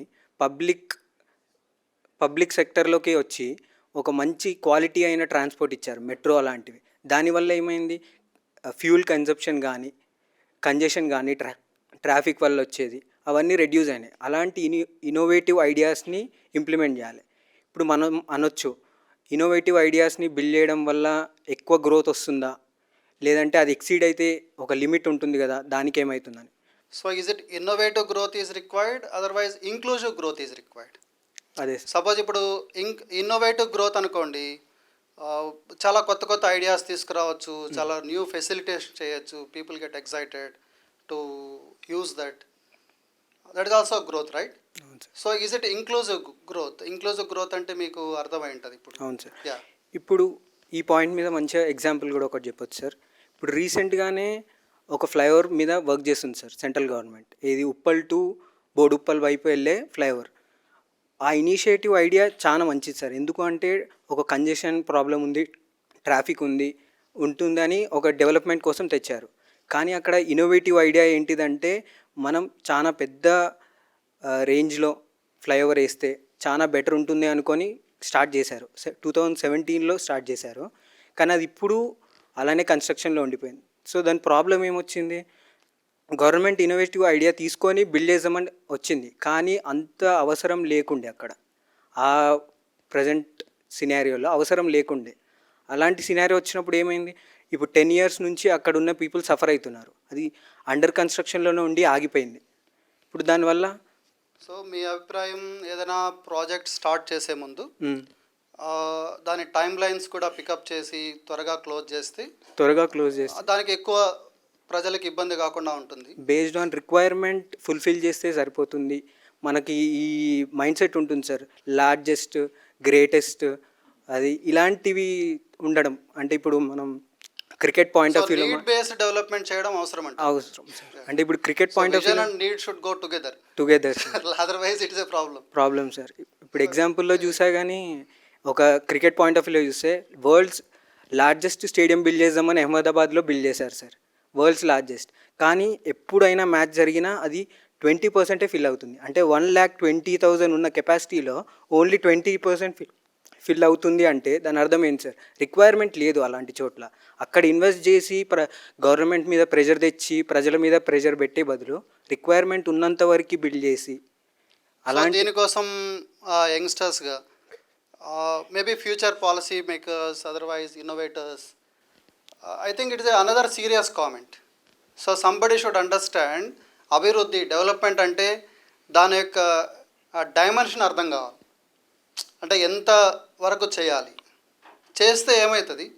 మేబీ వంశీ చెప్పినవి కొన్ని సీరియస్ పాయింట్స్, వాటిని ఒక ప్రాగ్మాటిక్గా అంటే ప్రాక్టికల్గా ఆలోచన చేసి నిర్ణయాలు తీసుకోవాలి. మేబీ దానికి కావాల్సిన సపోర్ట్ సిస్టమ్ కూడా కావాలి. Thank you Vamshi. Thank you sir. అయితే దీంతో పాటుగా ఈ అభివృద్ధి అంటున్నాం కదా, అభివృద్ధిలో ఎంత అభివృద్ధి అన్నది కూడా చాలా అవసరం. వంశీ చెప్పాడు నీడ్ అంటే అవసరం ఏంటి, దాని ఎక్స్టెంట్ స్కోప్ ఏంటి, వీటిని కూడా చూసుకోవాలి. ఈ ప్రయత్నంలో భాగంగా మనం అభివృద్ధి చేస్తూ ఉన్నాం అంటే అభివృద్ధికి అంతం లేదు, నీడ్కి కూడా అంతం లేదు. ఈరోజు ఒక అవసరం తీరితే ఇంకో అవసరం పెరుగుతుంటుంది. అంటే అభివృద్ధి అనేది అవసరాల ప్రకారం చేయాలా, ప్రజలకు కూడా అవగాహన ఉండాలి, ప్రభుత్వానికి కూడా అవగాహన ఉండాలి. కాబట్టి ఈ ప్రక్రియలో అంటే ఇది ఒక కాంపిటీషన్ అయిపోయింది. ఎప్పుడైతే అభివృద్ధి అనేది ఒక కాంపిటీషన్ బేస్ చేస్తామో, అంటే నువ్వు పెద్ద నేను పెద్ద అనుకున్న పరిస్థితుల్లో కొంతమంది అంటే కొన్ని ఫ్యాక్టర్స్ నష్టపోయే అవకాశం కూడా ఉంది. ఈ విషయాల్ని మనకు వేదాయటి నుంచి బాలాజీ ఉన్నారు. బాలాజీ మీరేమంటారు, ఈ అభివృద్ధి అనేది కాంపిటీషన్ ఉండడం మంచిదా లేకపోతే లేకపోవడం మంచిదా? ఒకవేళ ఈ ప్రక్రియలో ఏదైనా చెడు ప్రభావాలు అంటే నెగిటివ్ ఇంపాక్ట్స్ ఏమైనా ఉంటాయనుకుంటున్నారా మీరు, పర్యావరణం ఎన్వైరన్మెంట్ పైన కానీ ఆర్ సిస్టమ్ పైన కానీ? ఖచ్చితంగా ఉంటాయి సార్. అంటే ఇప్పుడు అభివృద్ధి అనేది తను చెప్పినట్టుగానే ఖచ్చితంగా నీటితో కొలాబ్ అయి ఉండాలి. ఇప్పుడు స్పేస్ ఎక్స్ వాళ్ళు సింపుల్ ఎగ్జాంపుల్, స్పేస్ ఎక్స్ వాళ్ళు రీయూజబుల్ రాకెట్స్ చేస్తున్నారు. అంటే ఒక రాకెట్ని లాంచ్ చేశాక స్పేస్ వరకు వెళ్ళి అది మళ్ళీ గ్రౌండ్లో మనం క్యాచ్ చేయగలిగితే fuel consumption cost of production అనేది చాలా తగ్గిపోద్ది. ఇప్పుడు అది వాళ్ళు చేశారని చెప్పి మీనింగ్లెస్గా ప్రతి ఒక్కరు చేయటం అన్నెసరీ. మనకి ఎప్పుడైతే నీడ్ వస్తుందో మనం ఒక రాకెట్ పంపించాలి అనుకున్నామో అప్పుడు మాత్రమే అలాంటి ఆలోచన రావాలి. అన్నెసరీగా ఏదో వాళ్ళు చేశారు అని చెప్పి మిగతా కంపెనీస్ కూడా దానికి కాంపీట్ అవ్వటం చాలా మీనింగ్లెస్. అండ్ మీరు ఎన్విరాన్మెంటల్ గురించి ఆలోచించమన్నారు. అండ్ ఎస్డిసి మన మెయిన్ టాపికే సస్టైనబిలిటీ. ఇప్పుడు మనం చేసే డెవలప్మెంట్ ఎలా ఉండాలంటే మన అవసరాలు తీర్చడమే కాదు, ఫ్యూచర్ జనరేషన్కి ఈ అవసరాలు తీర్చుకోవడం వల్ల ఎటువంటి ఇబ్బంది రాకూడదు. ఎందుకు ఇప్పుడు మీరు ఒక ఫ్లైఓవర్ వేసాము లేదా ఒక బిల్డింగ్ కట్టాము, మీకు ఎడ్యుకేషన్ వచ్చేసింది, మీ ట్రాన్స్పోర్ట్ ఫ్రీ అయిపోయింది కదా, then why do you worry about future? Future అంటే మేము చదువుకోగానే సరిపోదు కదా సార్, తరతరాలుగా. So required, that's the nature of the human sir. ఇప్పుడు రాయి రాచుకొని నిప్పు వచ్చేసిందని చెప్పి ఖాళీగా ఉంటే ఎంత టెక్నాలజీ వచ్చేది కాదు కదా సార్. మనం చదువుకున్నాం అని వదిలేస్తే నెక్స్ట్ జనరేషన్ ఏం సాధిస్తారు? So you mean to say we should think about future? Yes sir, obviously. ఇలా ఫ్యూచర్ ప్లానింగ్ ఉందనే టాపిక్ వల్లే కదా ఎస్డిజి అనేది వచ్చింది, ఈ డిబేట్ జరుగుతుంది. So seriously you are acknowledging SDG is required? Yes sir. At the same time మనం ఈ డెవలప్మెంట్ చేసేటప్పుడు ఎన్విరాన్మెంటల్ ఫ్యాక్టర్స్ కూడా ఆలోచించుకోవాలి, ఆ కాన్సిక్వెన్సెస్ని ఆలోచించుకోవాలి. ఈ కాన్సిక్వెన్సెస్ గురించి ఆలోచించినప్పుడు మనం ఫస్ట్ థాట్ ఏమొచ్చిందంటే ఎనర్జీ. ఇప్పుడు ఏ ఇండస్ట్రియలైజేషన్కైనా ఫస్ట్ థింగ్ రిక్వైర్డ్ కావాల్సింది ఎనర్జీ. సింపుల్ టర్మ్స్లో ఎలక్ట్రిసిటీ కావాలి బేసిక్గా ఏ ఇండస్ట్రీ వర్క్ అవ్వడానికైనా. ఇప్పుడు ఇండియా రష్యా దగ్గర నుంచి ఆయిల్ డమ్ చేసుకుంటుంది సార్, వేరే కంట్రీస్ నుంచి కాకుండా. మన ఇండస్ట్రియలైజేషన్ ఫ్యాక్టర్స్ కానీ హోమ్ నీడ్స్కి కానీ ప్రతిదానికి ఆ ఆయిల్స్ నుంచి కానీ లేదా నాన్ రినవబుల్ ఫాజిల్ ఫ్యూయల్స్ని బర్న్ పవర్ ప్రొడక్షన్ చేసి వాటిని యూజ్ చేస్తున్నాం. అదే ఇప్పుడు కరెంట్ ఇండియాలో 6 న్యూక్లియర్ పవర్ ప్లాంట్స్ ఉన్నాయి. 2030కి వీళ్ళు దీన్ని 10 ఆర్ మోర్ చేయడానికి స్టార్ట్ చేస్తున్నారు. వీటి నుంచి 8.8 గిగావాట్స్ ఎనర్జీ వస్తుంది. 2030కి వీళ్ళ గోల్ 22.5 గిగావాట్స్. ఇప్పుడు ఇంత ఎనర్జీ మనమే ప్రొడ్యూస్ చేసుకోగలిగితే రష్యా దగ్గర నుంచి ఆయిల్ కొనాల్సిన అవసరం ఉండదు. సో మీరు అన్నది మనం సస్టైనబిలిటీ అండ్ రెసిలియన్స్ అంటే స్థిరత్వము ఆత్మనిర్భరత రావాలంటే దానికి కావాల్సినటువంటి మూలమైనటువంటి ప్రధానమైన సపోర్టివ్ సిస్టమ్స్ ఏదైతే ఉన్నాయో ఎనర్జీ సెక్టర్ కావచ్చు, స్కిల్ కానీ ఇన్నోవేషన్ కానీ అన్నీ ఉండాలి. That's what you are trying to say, is it? అయితే ఇందులో ఆ విధంగా మనం సస్టైనబిలిటీ సాధించి లాస్ట్ ఇప్పుడు 1947 నుంచి ఇప్పటి వరకు చాలా విషయాల్లో విజయాలు సాధించాం దేశం. అంటే రీసెంట్ కరోనా భారతదేశంలో ప్రపంచంలోనే వాటిల్లో కరోనా టైంలో వ్యాక్సిన్ డెవలప్ చేసి షార్ట్ టైంలో ఇంటర్నల్ యూసేజే కాదు మనం మోర్ దాన్ అరౌండ్ 50-70 కంట్రీస్కి మనం సపోర్ట్ కూడా చేసాం. సో ఇట్లాంటి మీకేమనిపిస్తుంది ఈ గ్రోత్ని కంపేర్ చేసినప్పుడు? So are we going in right direction? Otherwise sir మీరు ఇంకా చెప్పాలంటే మీరు కరోనా అన్నారు, దానికంటే ముందు మనం మార్స్ శాటిలైట్ని పంపించాం. ఏ కంట్రీ చేయండి ఫస్ట్ అటెంప్ట్లోనే మార్స్ శాటిలైట్ని లాంచ్ చేసి సక్సెస్ఫుల్గా లాంచ్ చేశాం. And in last 2 months I guess world's heaviest రాకెట్ని లాంచ్ చేశారు ఇండియా వాళ్ళు. ఒక ప్రైవేట్ ఆర్గనైజేషన్ అంటే వేరే కంట్రీస్ అమెరికా లాంటి టాప్ డెవలప్డ్ కంట్రీస్ ఒక ప్రైవేట్ ఆర్గనైజేషన్ హెల్ప్ తీసుకుంటుంది, స్పేస్ ఎక్స్తో కొలాబ్ అయ్యే వర్క్ చేస్తుంది. ఇప్పుడు మన ఇండియా ఇండిపెండెంట్గా ఉంటా ఇన్ని విజయాలను సాధిస్తుంది. So obviously so we're going right direction. Yes sir. So definitely. So మీరు how confident you are that we can reach 2030's SDG goal? How confident అంటే పాజిటివ్సే కాదు సార్, నెగిటివ్స్ కూడా ఉన్నాయి చెప్పాలంటే. ఇప్పుడు ఇండస్ట్రియలైజేషన్ అనే పేరుతో రీసెంట్గా లాస్ట్ ఇయర్ కాంచీ గచ్చిబౌలి దగ్గర 400 acres ఆఫ్ ఫారెస్ట్ ల్యాండ్ ఆప్షన్లో పెడదాం అనుకున్నారు government. Okay. And I'm amazed and I wonder how students came to stop it. వాళ్ళు వచ్చారు కాబట్టి ఆగింది తప్ప వాళ్ళే స్టూడెంట్స్ని జైల్లో వేస్తారని తెలిసినా కూడా స్టూడెంట్స్ ముందుకు వచ్చారు, లేదు ఇది ఉండాలి, ఇది ఉంటేనే మనం సేఫ్గా ఉంటాం ఫ్యూచర్లో, ఈ ఫారెస్ట్ అనేది లంగ్స్ ఆఫ్ హైదరాబాద్ అన్నారు. అండ్ నార్త్లో రాజస్థాన్లో ఆరావరి హిల్స్లో అరౌండ్ 80% ఆఫ్ ద మౌంటైన్స్ని ఈ మౌంటైన్స్ కాదు వీటన్నిటిని మైనింగ్ చేసేయాలన్నారు. కానీ వాటన్నిటిని ఆపారు. రాజస్థాన్ స్టేట్ మొత్తం టుగెదర్గా వచ్చి వాటిని ఆపింది. ఇలా జనాలకు కూడా అవేర్నెస్ ఉండి గవర్నమెంట్ ఇలా నేచర్ని ఎఫెక్ట్ చేసే పనులు చేయకుండా డెవలప్మెంట్ వైపు వెళ్ళాలి, అప్పుడే చేయగలుగుతాం. సో డెవలప్మెంట్ అనేది ఒక కాన్షియస్ ఎఫర్ట్. ఇప్పుడు మనకు బాలాజీ ఎలా అయితే చెప్పారో అభివృద్ధిలో విజయాలు ఎంత అవసరమో అలాగే అభివృద్ధి కోసం చేసే ప్రయత్నాల్లో కూడా పర్యావరణము, ప్రజలు అన్నిటినీ ప్రభుత్వం చాలా కాన్షియస్గా ఆలోచన చేసి నిర్ణయం తీసుకోవాలి. అటువంటి మంచి ప్రయత్నం అందరం చేద్దాం. ఈ జాతీయ ఓటర్ల దినోత్సవం సందర్భంగా ఈ ఎస్డిజి 9లో ఉన్నటువంటి ఇండస్ట్రీ, ఇన్నోవేషన్ అండ్ ఇన్ఫ్రాస్ట్రక్చర్, వీటి 3 విషయాలని చాలా చక్కగా ఈ వేదాఐటి విద్యార్థులు అలాగే విజ్ఞానం నుంచి వచ్చిన విద్యార్థులు వాళ్ళ అభిప్రాయాలను కూడా తెలియజేశారు. వాళ్ళందరికీ కూడా చాలా ధన్యవాద్. వీటిని మనం ఫ్యూచర్లో మన కెరియర్లో మనతో పాటుగా అంటే ఆలోచనలు ఉండడం ఎంత గొప్ప అవసరమో. అబ్దుల్ కలాం డ్రీమ్ చేయమన్నారు. అంటే డ్రీమ్ దగ్గర ఆగిపోవద్దు. ఆ డ్రీమ్ని సక్సెస్ ఫుల్ఫిల్ చేయడం కోసం ఏ విధంగా ముందుకెళ్ళాలి. వివేకానంద కూడా అన్నారు ఏమని, you have a vision, right? ఆ విజన్ని మేము arise awake, stop not till the goal is reached. SDG goals 2030 వరకు ఉన్నాయి కదా. గోల్స్ రీచ్ అవ్వాలంటే ఏం చేయాలి? You should work continuously and constantly for long term. So అందరికీ కూడా ఆ రెసిలియన్స్, ఆ సస్టైనబిలిటీ రెండింటినీ కూడా మనం we should rise from sustainability to ఆ resilience model, right? And thank you so much. Thanks for your time.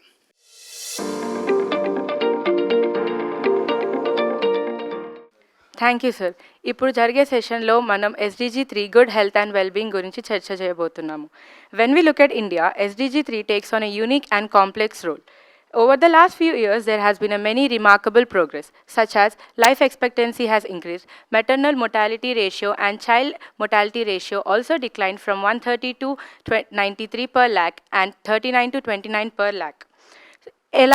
Large initiatives such as Ayushman Bharat and Janani Suraksha Yojana also have expanded healthcare access to million. కానీ ఇప్పటికీ మనం చాలా difficulties face చేస్తూ ఉన్నాము.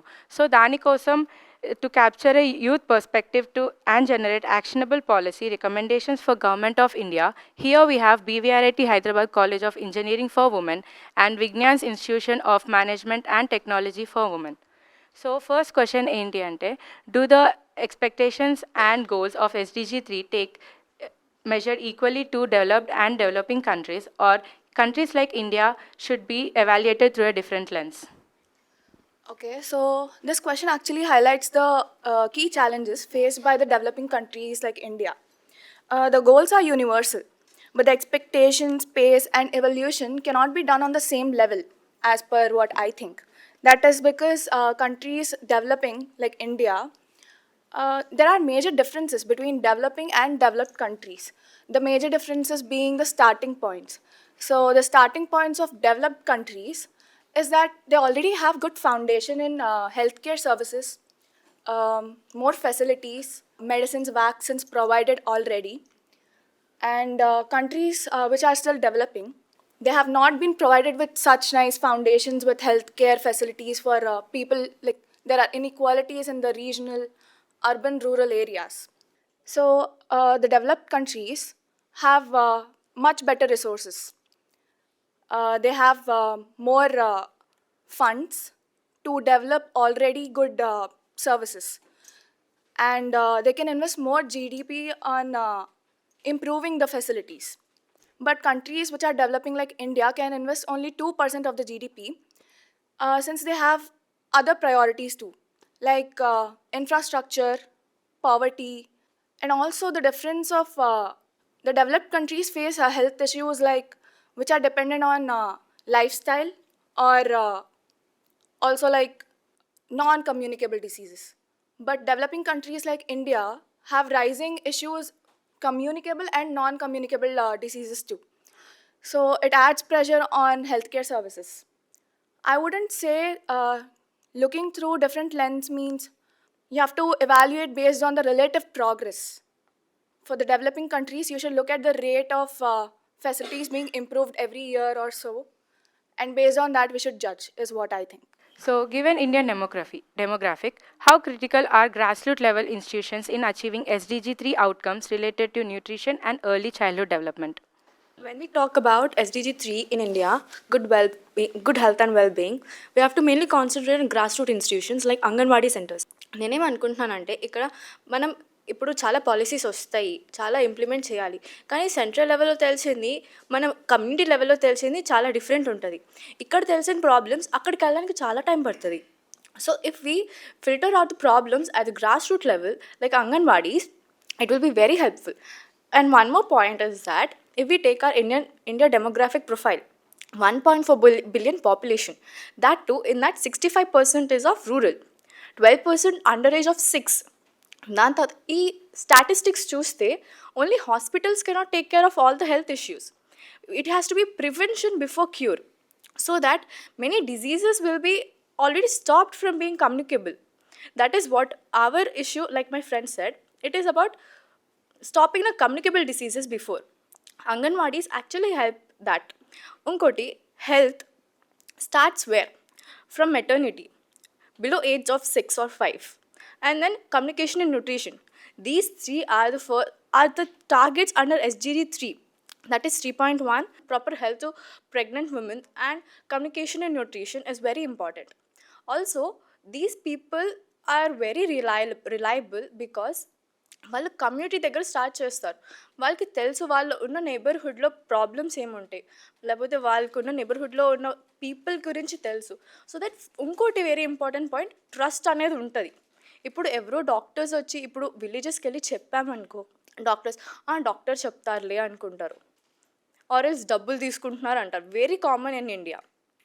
But if the other person మన like neighbour వాళ్ళు చెప్పారనుకో, okay maybe వీళ్ళకి కూడా తెలుసు, వీళ్ళకి కూడా ఎక్స్పీరియన్స్ అయింది, మన లెవెల్లోనే ఉన్నారు అని అర్థం చేసుకొని ఆ ట్రస్ట్ బిల్డ్ అవుతుంది. చాలామంది రూరల్ ఏరియాస్లో వ్యాక్సిన్స్ తీసుకోలేదు, ఎందుకు వాళ్ళకి తెలీదు.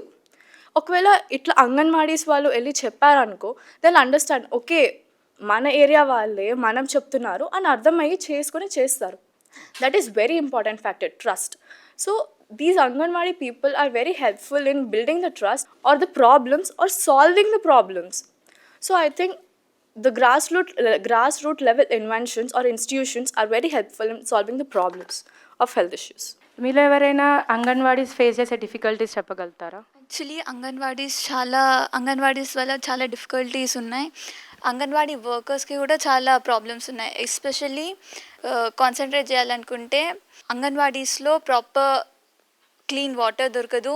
And to be very precise, 24.3% anganwadi centres అంటే వాళ్ళకి ప్రాపర్ ప్లేస్ లేదు, అంటే ఆ పిల్లలకి పెరగడానికి సేఫ్ ప్లేస్ కూడా దొరకట్లేదు. 30% of centres lakh water, like basic needs కూడా ప్రాపర్గా లేవు 30% ఆఫ్ సెంటర్స్లో.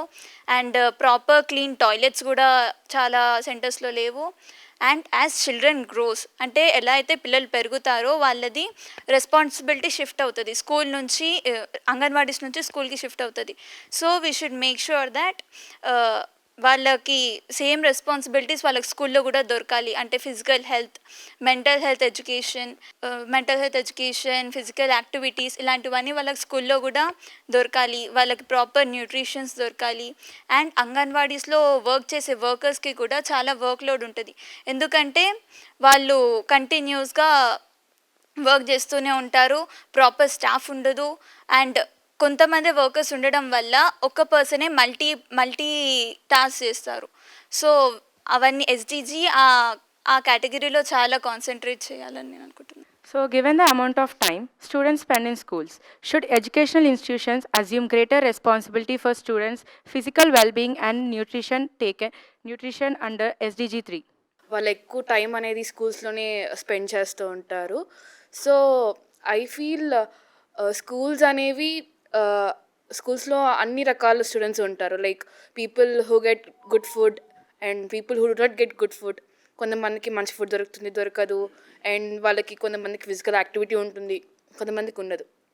సో వెరాస్ స్కూల్స్ అనేవి ఇర్రెస్పెక్టివ్, లైక్ వాళ్ళకి దొరికినా దొరకకపోయినా ఈ ఫుడ్ అండ్ ఫిజికల్ యాక్టివిటీస్ అనేవి స్కూల్స్ ప్రొవైడ్ చేస్తే it would be more better. అది అందరికీ వస్తుంది respective of what they get or what do not get. And moreover యూనివర్సిటీస్లో కూడా ఇట్స్ నాట్ జస్ట్ మనకి ప్రెషర్ అనేది ఎక్కువ అవుతూ ఉంటుంది ఆన్ అకాడమిక్స్ ఆర్ మనకి జాబ్స్ రావాలని చెప్పి and all that. So universities కూడా not just on physical health but also mental health మీద కౌన్సిలింగ్స్ చేయడం ఉంటే it would be great. And అలా అని చెప్పేసి స్టూడెంట్స్ మీద ఫోర్స్ చేయొద్దు, బికాజ్ ఒక్కొక్కళ్ళ బాడీ ఒక్కొక్కరు రియాక్ట్ అవుతుంది ఫర్ ఎనీథింగ్. సో ఆ ఫోర్స్ అనేది లేకుండా according to their body types స్టూడెంట్స్ని కొంచెం మంచిగా like health wise and also mental wise హెల్తీగా ఉంచడానికి ట్రై చేయొచ్చు స్కూల్స్ అండ్ యూనివర్సిటీస్ అనేవి. అండ్ చాలా గవర్నమెంట్ స్కూల్స్లో కూడా ఆర్ మనకి స్కీమ్స్ అనేవి వస్తున్నాయి which are provided by government. One of that is mid day scheme and where meal will be provided. And ఇప్పుడు చూస్తే కనుక from 10th 9th standards and inter colleges కూడా there is no physical activity at all. They could include this physical activity too. And hostelsలో కూడా కొంచెం మంచి food provide చేస్తూ ఉంటే it would be great is what I feel. Okay, thank you for stating about physical health, importance of physical health. Can anyone of you tell the importance of mental health in colleges? Health అనేది ఆబ్వియస్గా ఒక part అనమాట. ఎందుకంటే ఇప్పుడు ఆబ్వియస్గా మనం ఇప్పుడు BTech అనే కాదు, నార్మల్గా స్కూలింగ్ లెవెల్ నుంచి తర్వాత పెద్దగా అయ్యేదరకు ఒక కాలేజ్లో జాయిన్ అవుతాం. అప్పుడు మన మైండ్ సెట్ ఎలా ఉంటుందంటే ఒక వే ఆఫ్ ఫ్లో వెళ్తుందనమాట. ఎలా ఫ్లో వెళ్తుందంటే మనకి ఐడియా ఉండదు, మనం ఫ్యూచర్లో ఏం చేయాలో అర్థం కాదు, మన ఫ్యూచర్ ప్లాన్ ఏంటో అని ఆలోచిస్తూ ఉంటాం. ఆ స్ట్రెస్ లెవెల్స్లో ఫుల్గా ఉంటాం. ఆ స్ట్రెస్ లెవెల్స్ కానీ యాంగ్జైటీ కానీ అవన్నీ ఉంటాయి అన్నమాట. ఆ టైంలో మనకు ఒక కాలేజ్ నుంచి ఒక సపోర్ట్ లాగా కౌన్సిలింగ్స్ లాగా ఇలా బిల్డప్ చేస్తే ఏంటంటే మనకు కూడా ఒక స్ట్రెస్ లెవెల్స్ అనేటివి తగ్గుతాయి అన్నమాట. సపోజ్ ఇప్పుడు నా పరంగా చూసుకుంటే కొంతమంది ఏంటంటే టెక్నికల్గా వీక్గా ఉండి వాళ్ళు ఏమనుకుంటారంటే మేబీ నేను కరెక్ట్ కాదేమో ఈ ప్లేస్కి, లేకపోతే ఫ్యూచర్లో నేను ఏం చేయగలుగుతాను, నాకు ఇంత కరెక్ట్గా లేదు. అదే కౌన్సిలింగ్ ఇప్పించారనుకో కాలేజ్ నుంచి, సో దట్ వాళ్ళు కూడా బిల్డప్ చేసుకుంటారు, నేను కూడా చేయగలుగుతాను, నేను కూడా ముందుకు వెళ్ళగలుగుతాను అని.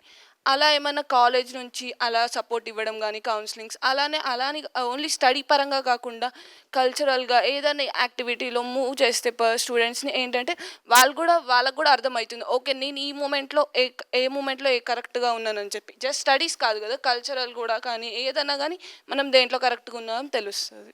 ఎన్వైర్న్మెంట్ యొక్క ఇంపార్టెన్స్ ఏంటి ఇప్పుడు మనం వెల్బీయింగ్ కోసం? First of all, health begins beyond hospitals. If we want good health, kada, that doesn't mean we have to start with a hospital. We should start with, the food we eat, the water we drink, and the environment we live in. Manaki telidu gani, environment, nutrition, and the health plays a vital role in our daily beings. Deentlo it is divided into three main categories. First one is the food we eat affordable. For this, it is not affordable. We can't say that the food we eat is affordable because the fruits, vegetables, milks and millets are becoming costly due to the climate changes and inflation. దీని వల్ల the poor families are unable to afford it. They are unable to get the nutritions properly. Because of this, they are opting junk food. As we know, junk food is easily available, it is less costly and it is tasty.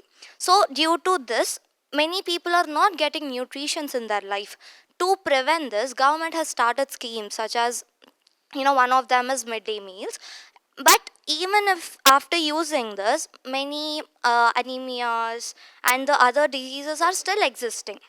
The second one, fast food and social media. Fast food, we know it is a whole package of salt, sugars and all the unhygienic fats. Social media also promotes that fast food like food challenges and other unhygienic diets. Due to this, children and youth is getting affected because of this. Manaki, the WHO has released a statement that children are suffering from obesity in a very younger age due to this fast food consumption. Third one, pollution and sanitation. We know pollution are of different ways. Air pollution, the air we breathe is not properly, it has many chemicals in it which is causing us to have asthma and other lung diseases. The water we drink is not neatly purified, due to which we are getting diarrhea, typhoid, etc. The nutritious food we are eating is unable to get absorbed by the body we have. What's the use of eating it? So what I feel is prevention is better than cure. Thank you everyone here for giving your thoughtful insights and having a wonderful panel discussion. So ఈ conclusion బట్టి మనం ఏం చెప్పగలుగుతామంటే just policies national లెవెల్లో కాదు, ground లెవెల్లో కూడా implement చేస్తూ మన ప్రీవియస్ ఇయర్స్ కంటే ఇంకా డెవలప్ అవ్వాలి అని కోరుతూ ఈ డిస్కషన్ని ఫినిష్ చేస్తున్నాం. Thank you. ఈరోజు జరిగిన చర్చా కార్యక్రమం beyond ballot youth shaping sustainable future అనే అంశంలో జరిగిన లెట్స్ ఓట్ టీసాట్ సంయుక్త చర్చా వేదికలో మనకి ఈ మొదటి SDG 3 మీద మాట్లాడిన BVRIT college of women's Hyderabad నుంచి వచ్చిన విద్యార్థులందరికీ ధన్యవాదాలు. చాలా చక్కగా ఈ కార్యక్రమాన్ని నిర్వహణ చేయడంలో పాల్పంచుకున్నారు. దీన్ని ఇలానే ఆలోచనలు ముందుకు తీసుకెళ్లాలని కోరుతున్నాం. ఈరోజు లెట్స్ ఓట్ టీసాట్ సంయుక్తంగా నిర్వహించేసిన ఈ beyond the ballot college youth shaping sustainable future అనే ఈ చర్చలో చాలా ఉత్సాహంగా పాల్గొని మీ అభిప్రాయాలను కూడా వ్యక్తం చేసినటువంటి విద్యార్థులందరికీ, ముఖ్యంగా SDG 4లో పాల్గొన్న ఈ అనురాగ్ యూనివర్సిటీ విజ్ఞాన్ వాళ్ళకి చాలా ధన్యవాదాలు. Thank you so much. Thank you, Anurag College, for joining us for the National Voter ID discussion. It's our pleasure to have you here. ఈరోజు చర్చా వేదికలో చాలా ఉత్సాహంగా పాల్గొన్న వేద ఐఐటి విద్యార్థులకి మిగతా అందరికీ కూడా ధన్యవాదాలు. Thank you so much. Let's vote జాతీయ ఓటర్ల దినోత్సవం 2026 సందర్భంగా నిర్వహించిన ఈ చర్చా కార్యక్రమంలో BVRIT college, Veda IIT college, Anurag university, Vignan institute of management sciences women's Hyderabad నుంచి వచ్చిన కళాశాల విద్యార్థులతో జరిగిన ఈ కార్యక్రమం చాలా ఉత్సాహవంతంగా జరిగింది. దీన్ని ఇక్కడ పొందిన స్ఫూర్తి ఏదైతే ఉందో దీన్ని తీసుకుని ముందుకు వెళ్ళి ఈ ఆలోచనలని ఇంకా మరింత ముందుకు వెళ్ళాలని అందరినీ కోరుతున్నాను. అయితే ఈ కార్యక్రమం నిర్వహణలో జాతీయ ఓటర్ల దినోత్సవం సందర్భంగా లెట్స్ ఓట్ టీసాట్ సంయుక్త నిర్వహణలో నిర్వహించినందుకు టీసాట్ సిబ్బందికి మేము అడగంగానే కాలేజీ యాజమాన్యాలు, ఇప్పుడు చెప్పిన కాలేజీ యాజమాన్యాలన్నీ ఈ విద్యార్థుల్ని ఇక్కడ పంపినందుకు వాళ్ళకి, ఈ కార్యక్రమం నిర్వహణ మొత్తం వేద ఐఐటి ఆధ్వర్యంలో వారి సంస్థ బిల్డింగ్లో జరుగుతుంది. వేద ఐఐటి వారికి, వచ్చిన ప్యానలిస్టులందరికీ కూడా లెట్స్ ఓట్ తరఫున ధన్యవాదాలు తెలియజేస్తున్నాము. ధన్యవాదాలు.